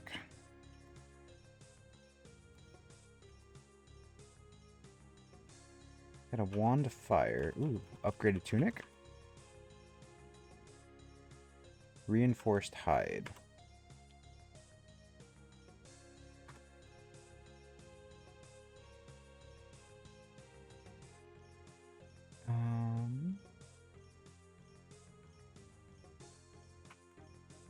So we will unequip.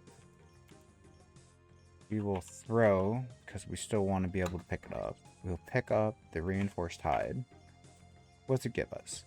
So, +6 armor. So 6 less damage and poison resistance. That's not bad.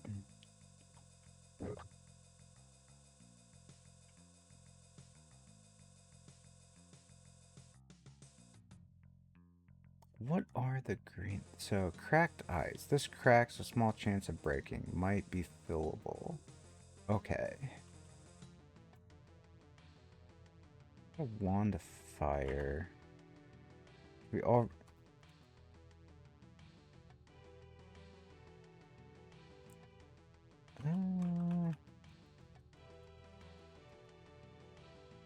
Ooh, we got a cursed object. Or a cursed idol. Cursed idol offers power and exchange for converging darkness around you. Accept? Yes. You feel stronger, but something stirred in the dungeon.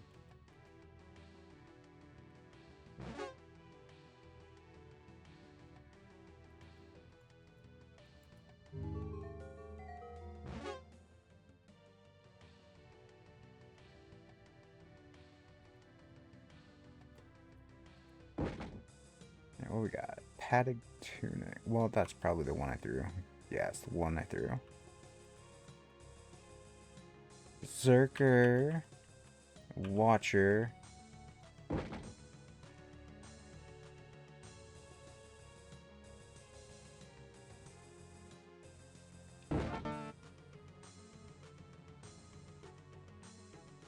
So,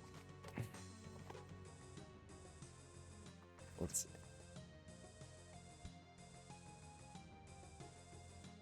So, the invisible. So I get that it's a invisible enemy. I would rather have it be that it's only invisible when it's outside of that like 1 square range.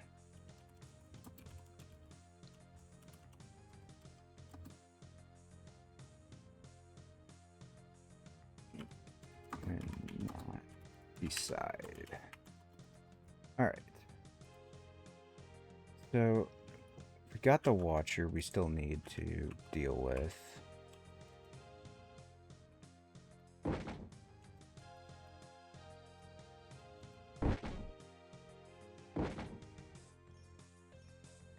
So we got another reinforced hide.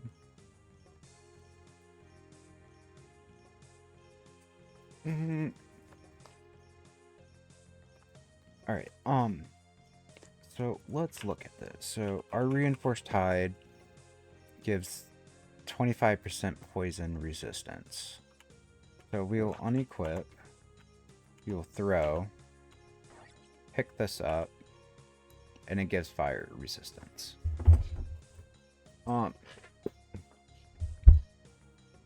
So I guess a quality of life feature here would be where I'm at. 329.30. So what I would like to see is if you hover so if you're in this menu, hovering tells you what it has. 3.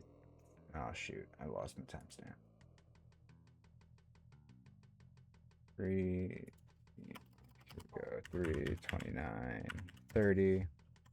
So hovering an item shows its abilities, we'll put it as. So now it's situational. Because, like, I have a poison resistant hide, and what I currently have is a fire resistant. So do I want to be able to have both of these in my inventory and switch them? That would be situational. Or do I want to go for one or the other?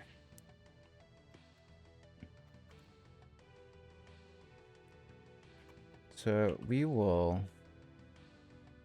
throw the dagger. That did 8 damage.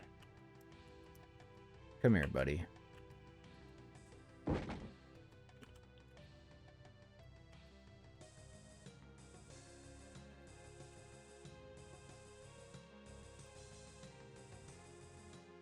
So 1.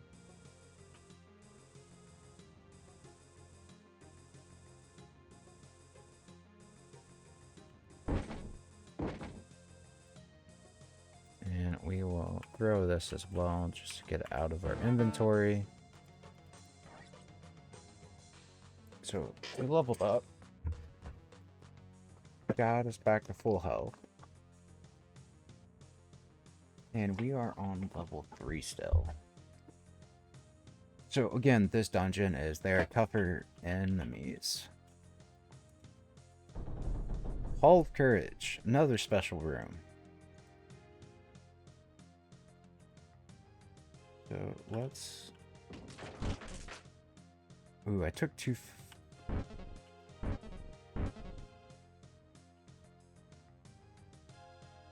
Oh.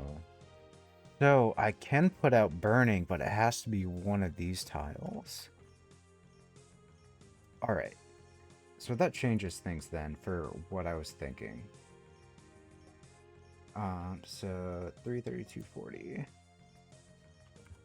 32.40. So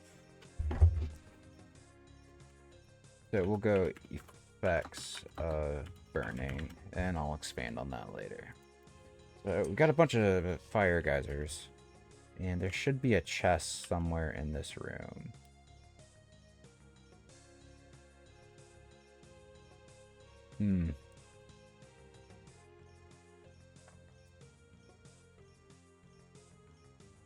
So actually,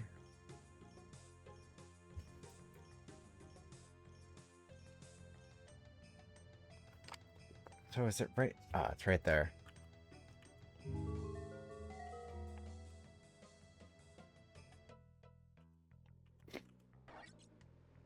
So I picked up the chest. I did pick it up.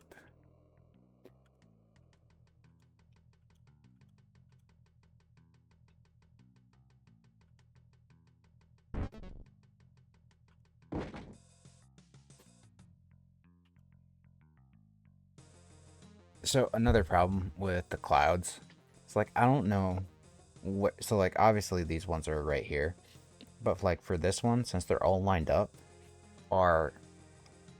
is the main one in here or is it here? Like regardless, I'm... Ow.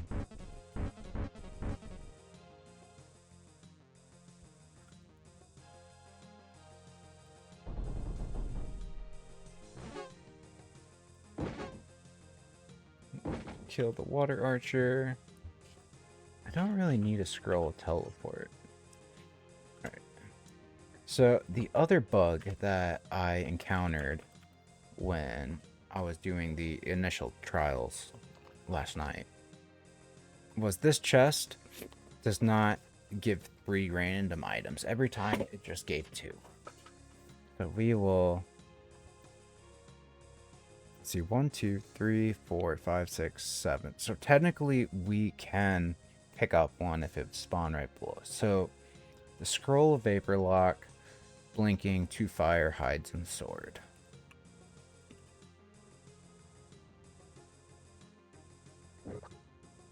So 2 fires, blinking, vapor. Alright, we will use this. So we didn't pick up one, but it only dropped 2 items where it says it will drop 3. Alright, so we are at 335. So chest say drop 3, but drops 2 instead. Alright.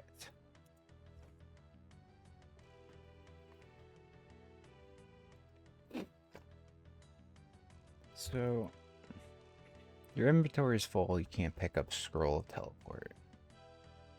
And that was, let's see, scroll of teleport and potion poison. So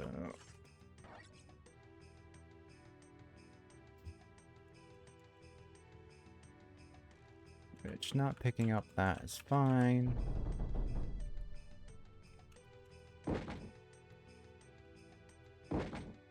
Now we got scroll of fire, which I already have I have 2 of them. So we will mix that with the poison. Now we will be able to pick up, that's the teleport, so this is the fire scroll. Don't want to take damage, so we'll go around.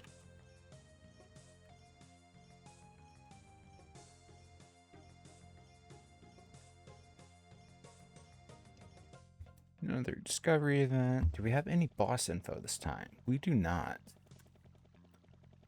What have we got? Scroll of teleport.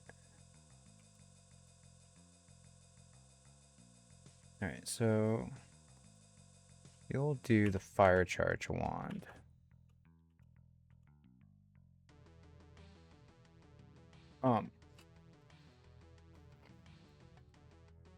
So it says a cast. So, alright. Perfect. Another thing to add. 337.45. Right, that, or was it 47? Yeah, it was 37. So in the log, show status damage for monsters. So that would just be another nice thing that so it had to be 4 turns, and it dealt, no, it had to be 5. Yeah, because he lost the effect, so it was the 5 turns. But if it would also show it in the log that the berserker took 2 damage from fire, that would be nice. I could waste a scroll, but I'm okay on health. Oh, he took fire damage again. All right, so I'm not going to kill him. Does that mean that because I damaged him, though, that I get the XP? So 1481, 3, 1. So no, I have to finish. I have to have the final blow. Achievement unlocked. Complete every type of puzzle once in a single run. Okay, nice. All right, let's get.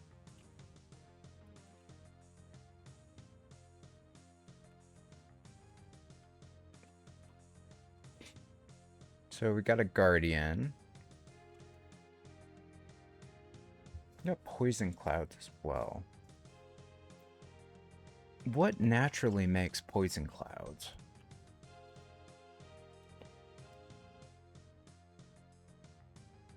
Got a frostling.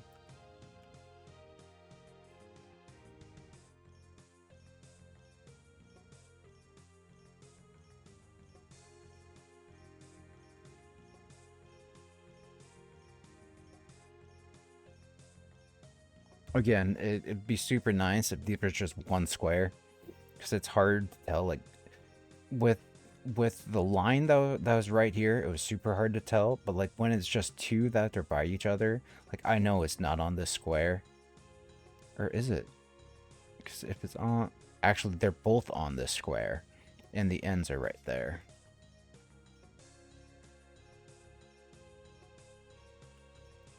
What is making the poison clouds though?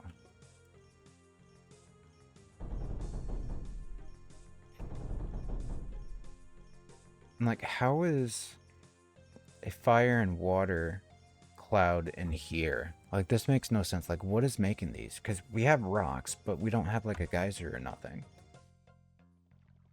So that means my stairs are up top.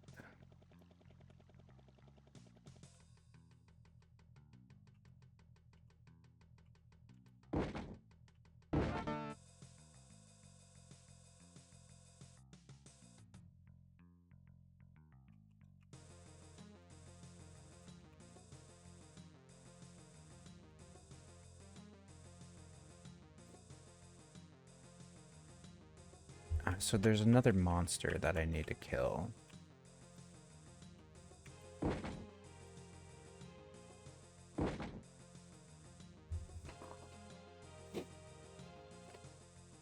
Alright, so right there. Can I leave now?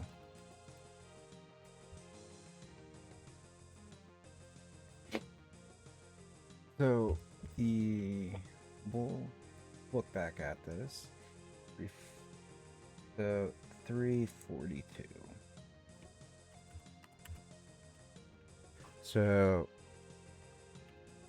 kill all monster trial room states somewhere when you can leave. Alright, so we got another monster somewhere that we have to find.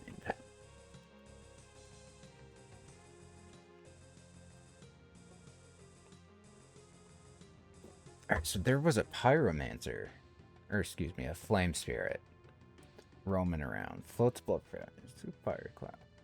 So it fires clouds on hit. So really we want to go from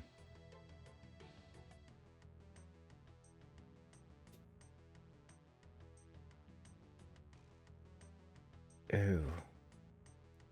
I don't have anything good to. So we'll use our fire potion. Oh, shoot. So again, fat fingered the use because I'm a dum-dum. And we will throw.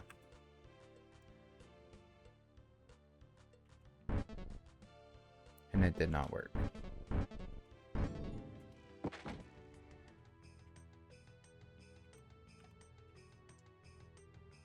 What did it give us? Got a wand of ice. Now can I leave?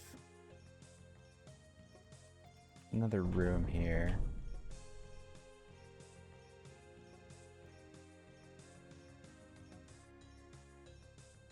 Alright, so defeated the pyromancer. So there still isn't nothing that says that I can go. But I should have been through every room. Alright, perfect. Ooh, we got a reinforced hide.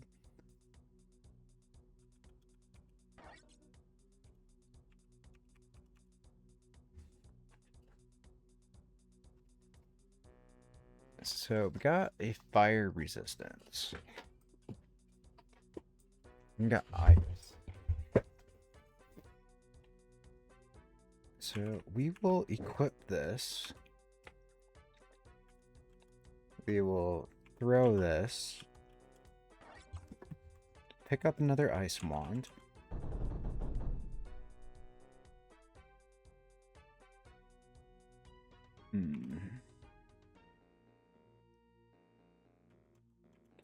We will use the wand of blinking.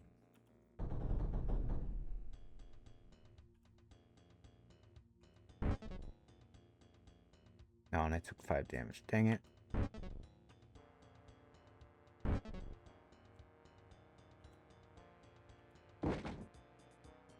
And we got a poison potion. We're up against a water archer.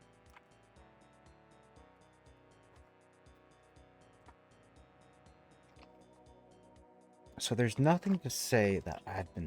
Oh, wait, it did. You were soaked by the mist.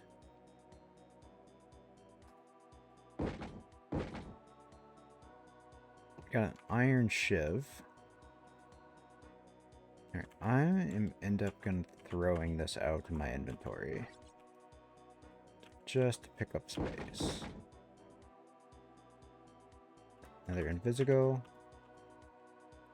We got Plague Golem. So it does a poison cloud on death.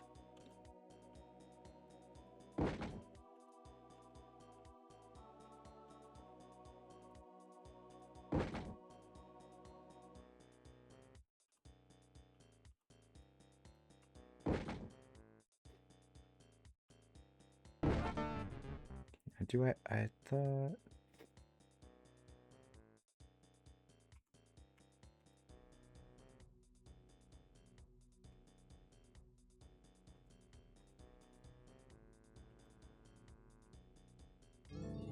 and I'm in mud.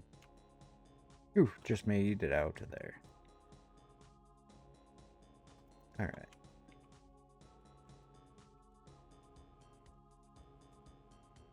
So I'm still good on health. We got an iron shiv.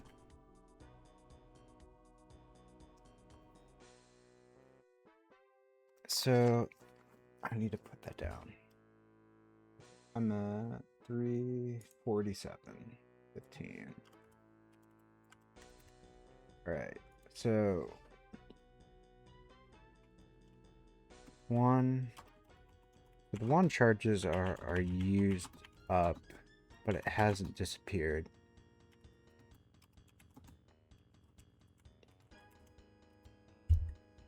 So we are going to... Alright, so we're going to throw. Get that out of my inventory. So we got another Guardian. Tough, takes less damage. I'm doing 5 to 10.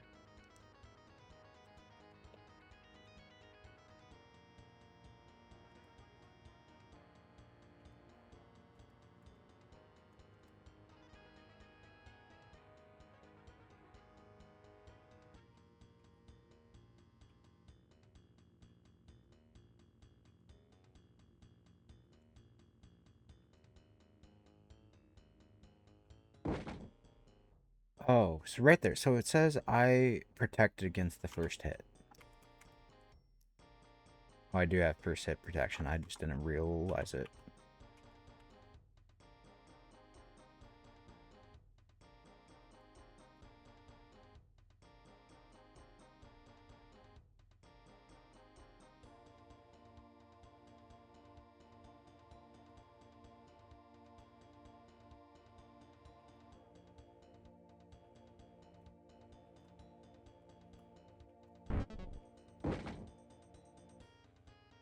Alright, so we're going to trade some hits.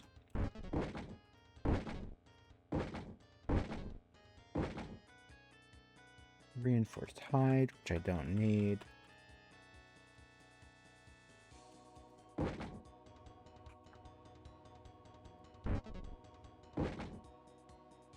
It dropped a teleport scroll. Now, so we got a 2-strike toxic blob.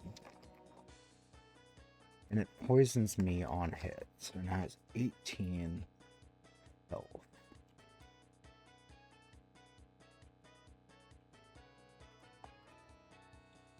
So now I want to use my ice wand. Very good. I hit another Invisigo.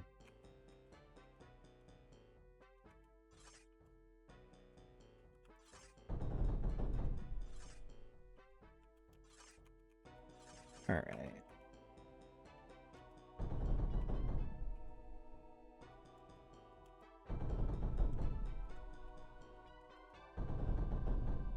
Hall of Reflection. Alright, so here is a new one.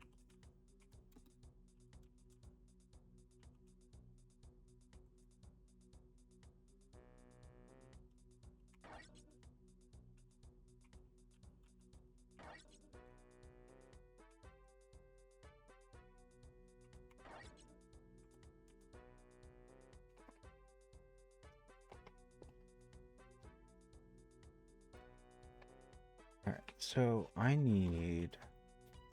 So you place them by using them from your inventory. So we will drop this here. Perfect. Now we will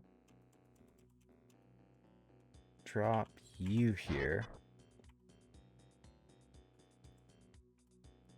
Now we will rotate. Perfect. And drop. Ta-da! Not so. This is the easier puzzle. All right. So we're at 351.30. So I want to be so. If you pick up a chest, it doesn't matter how much is in your inventory. Kind of like the mirrors were there. So you can pick it up. This doesn't count towards your inventory limit.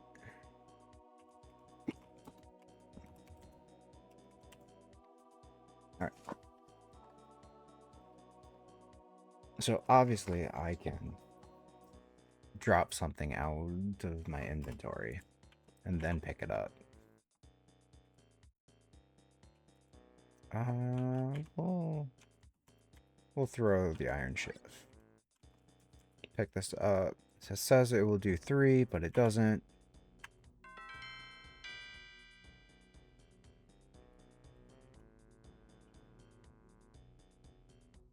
Iron shift and ice potion. Alright. We don't want to go that way. I'm gonna come back up through here. And we're on to the next floor.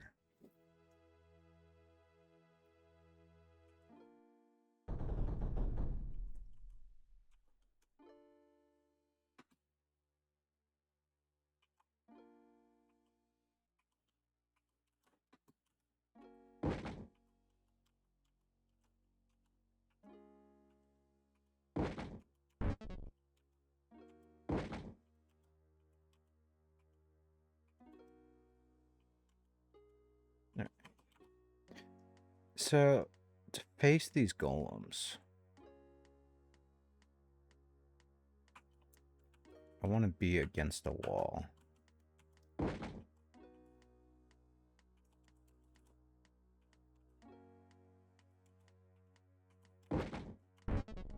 I'm messing up there.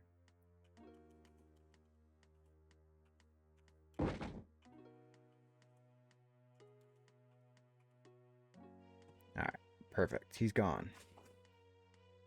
And we are at level 5.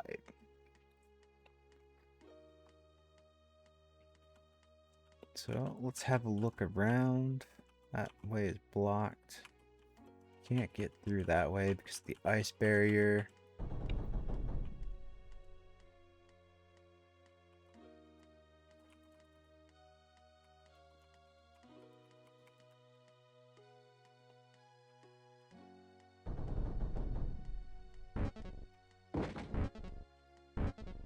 Ooh. Don't know why that happened. Oh, because I pressed F. Yeah. So, rebind to a different key.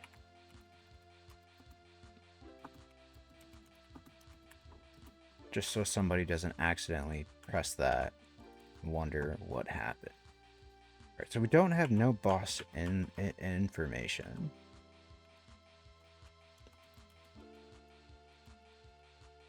We can't get through that way.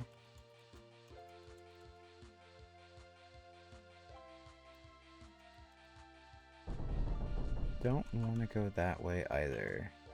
What we got? Where are...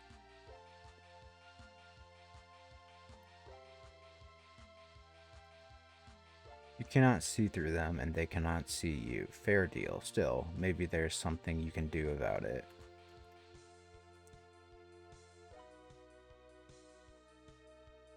So I should be right here, which means I should be able to see here.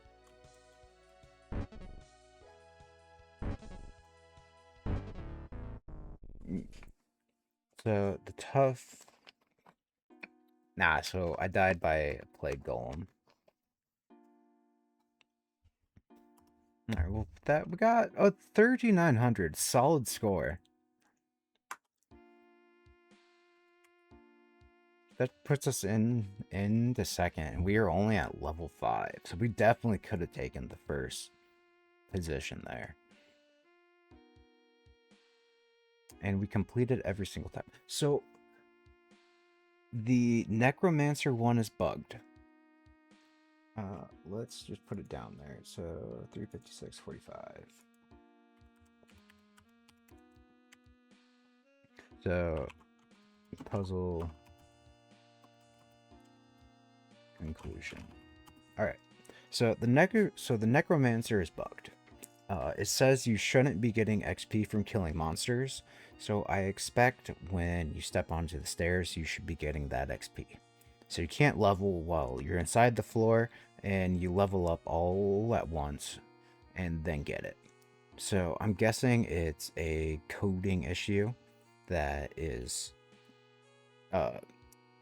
not exactly correct. So we have Necromancer, the tougher enemies floor, and what is the third one? Because I completed them all.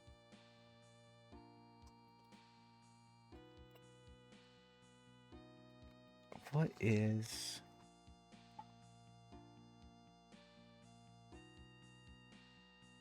Necromancer, tough... I can't think of the third one. So these are... So when I expected a puzzle dungeon, I expected it to kind of be the same throughout the whole level. So like if you get the enemies are tougher, like that how it is through all 10 levels, and you got to beat that. And then like if it was the Necromancer one, like you can't gain XP until you ascend to, or well, I guess it's descending because it's a dungeon, until you descend to the next level, and then you get it all at once. So there's really nice concepts, especially with the Necromancer dungeon having reanimate.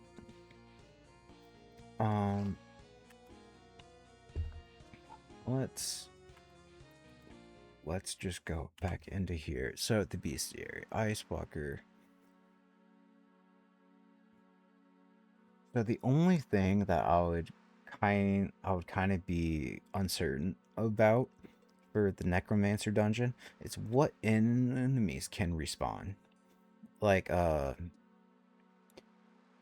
let's see. It would be an undead is what I... So if it's like the wraith, a spirit, or a guardian, I wouldn't think that they would reanimate. But like the Ice Walkers, the golems, the archers, the wolves, pyromancers, like I would think of those like you kill them and they can come back. But spirits, wraiths, like kind of the other ones, like, so it's not a everything can respawn to whereas it's certain enemy types like can respawn after death, and whereas others they don't. The tougher dungeon I think is completely fine. More HP, they hit harder. You gotta choose your fights wisely, because you either heal on level up, or if you're lucky enough to find a potion. So that's kind of the in between of, you want to fight to level, but you have to be super conscious of not doing too much, because it could be a detriment to you and the run. Let's. Did I get? I had to kill something 10 times. Okay, water archers. So a ranged attacker that pushes water into the battlefield. It shoots can change terrain, make elemental reactions harder to predict. So 1, 2, 3, 4, 5, 6, 7, 8, 9. And then technically this would be 10. Okay, so you unlock each thing on each level. Okay.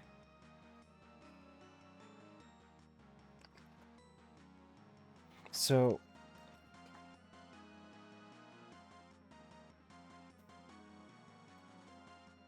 I would have to play more, because like right now I'm thinking that each of these lock, like you get the core values, then you get the timing, the senses. But like, so that's how I'm thinking the bestiary unlocks when you get so many kills.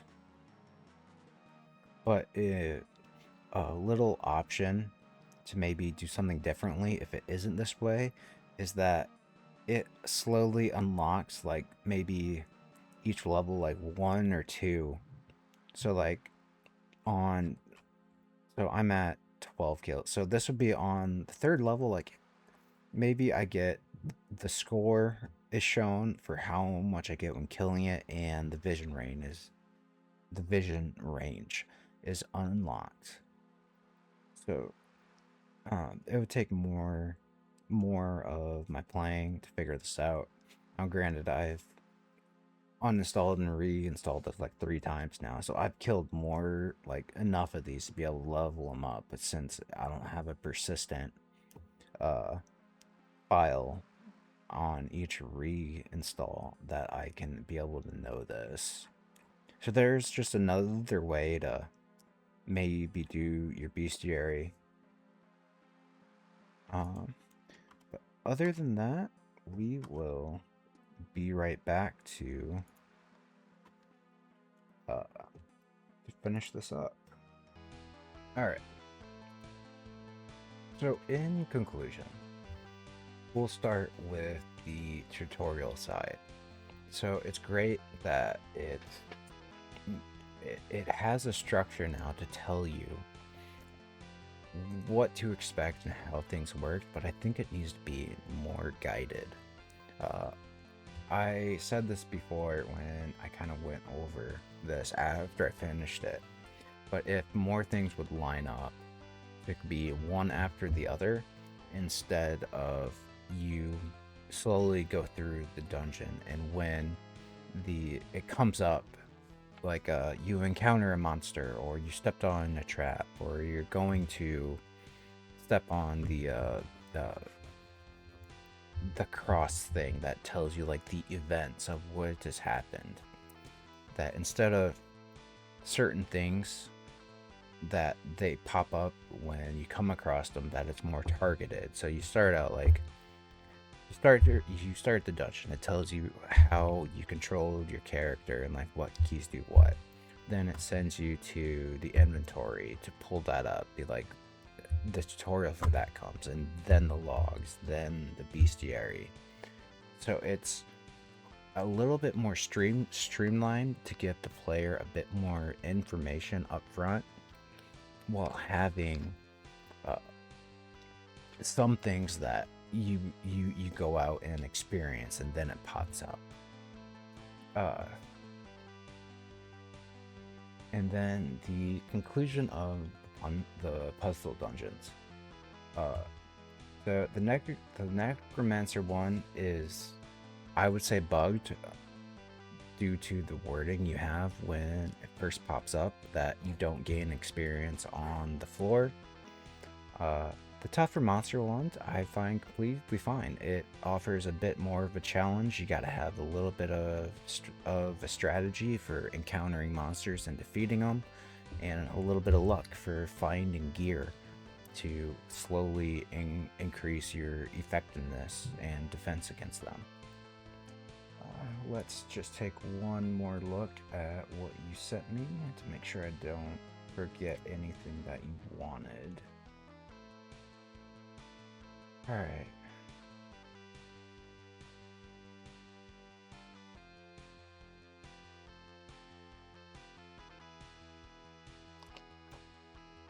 So, puzzle dungeons, you want to look at fun and interesting. So the mechanics there to be they're interesting. Right now you have 3. I'm guessing you're going to add more variants later on as you flush things out. The fun part in all of this, I think, really comes from seeing the implementation of the leaderboard.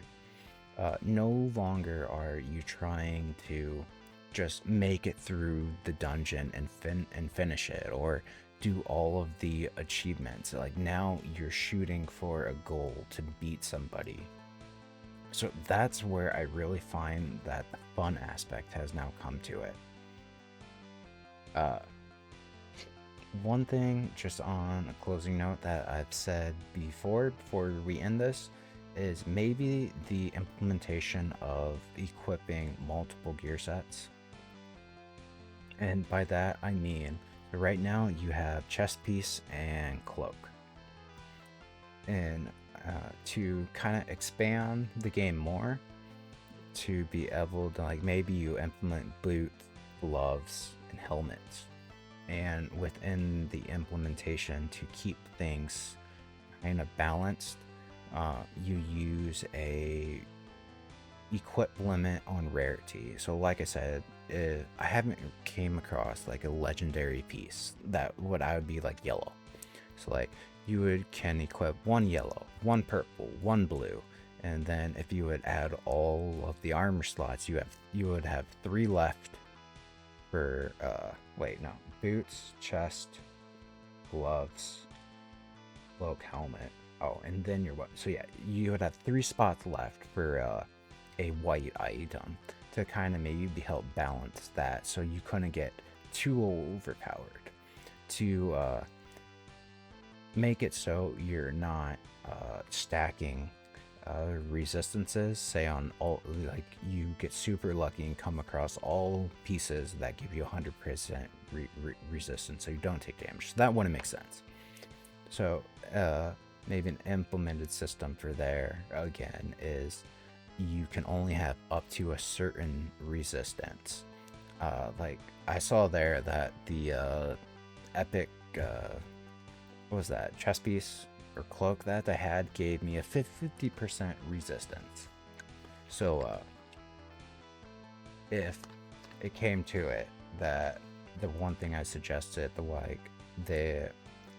your first piece you equip is, say, 25% resistant, and then every piece after that has that resistance is then, say, it adds 5, and of course up to a maximum of X resistant that you can be. So there's always, like, you're gonna take damage, but you can mitigate some.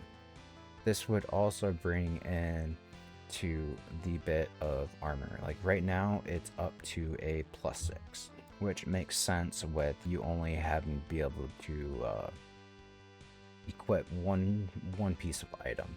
But if you're going through a dungeon and searching for different pieces, like you could then do it like, oh, you have this equipment gives you a +1 because it is a common.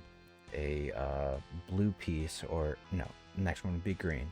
So your green piece then would give you it could either be like this piece gives you a +1 armor because that's what it naturally gets, and then the bonus effects of the resistances or the hit protection you could also add, and as a bonus you could get +1 armor.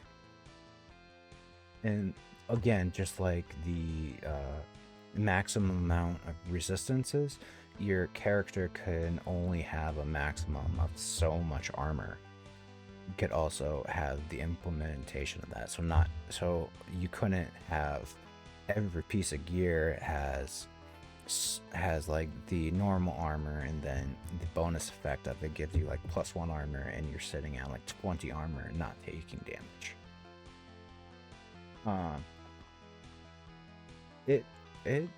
It's really nice. I guess for the fun aspect too, that even in, it's not just in the puzzle dungeons that you encounter the event floors, it also happens in all of the other ones, that there's a chance that you could like get that. I guess an implementation of completing that event floor, it would give it could give you like a piece of gear, or you could have like an option that you upgrade the piece of gear. Something I just thought of now. So you come across the altar, and of course it gives you the chance, like you have to sacrifice your health or you sacrifice gear for something. That another implementation of the altar could be you're able to upgrade a piece of gear. So that's all I really have now. This I dragged this out super long because I talk so much and go through everything, so I apologize. But we are gonna end it there, and I hope you find this helpful.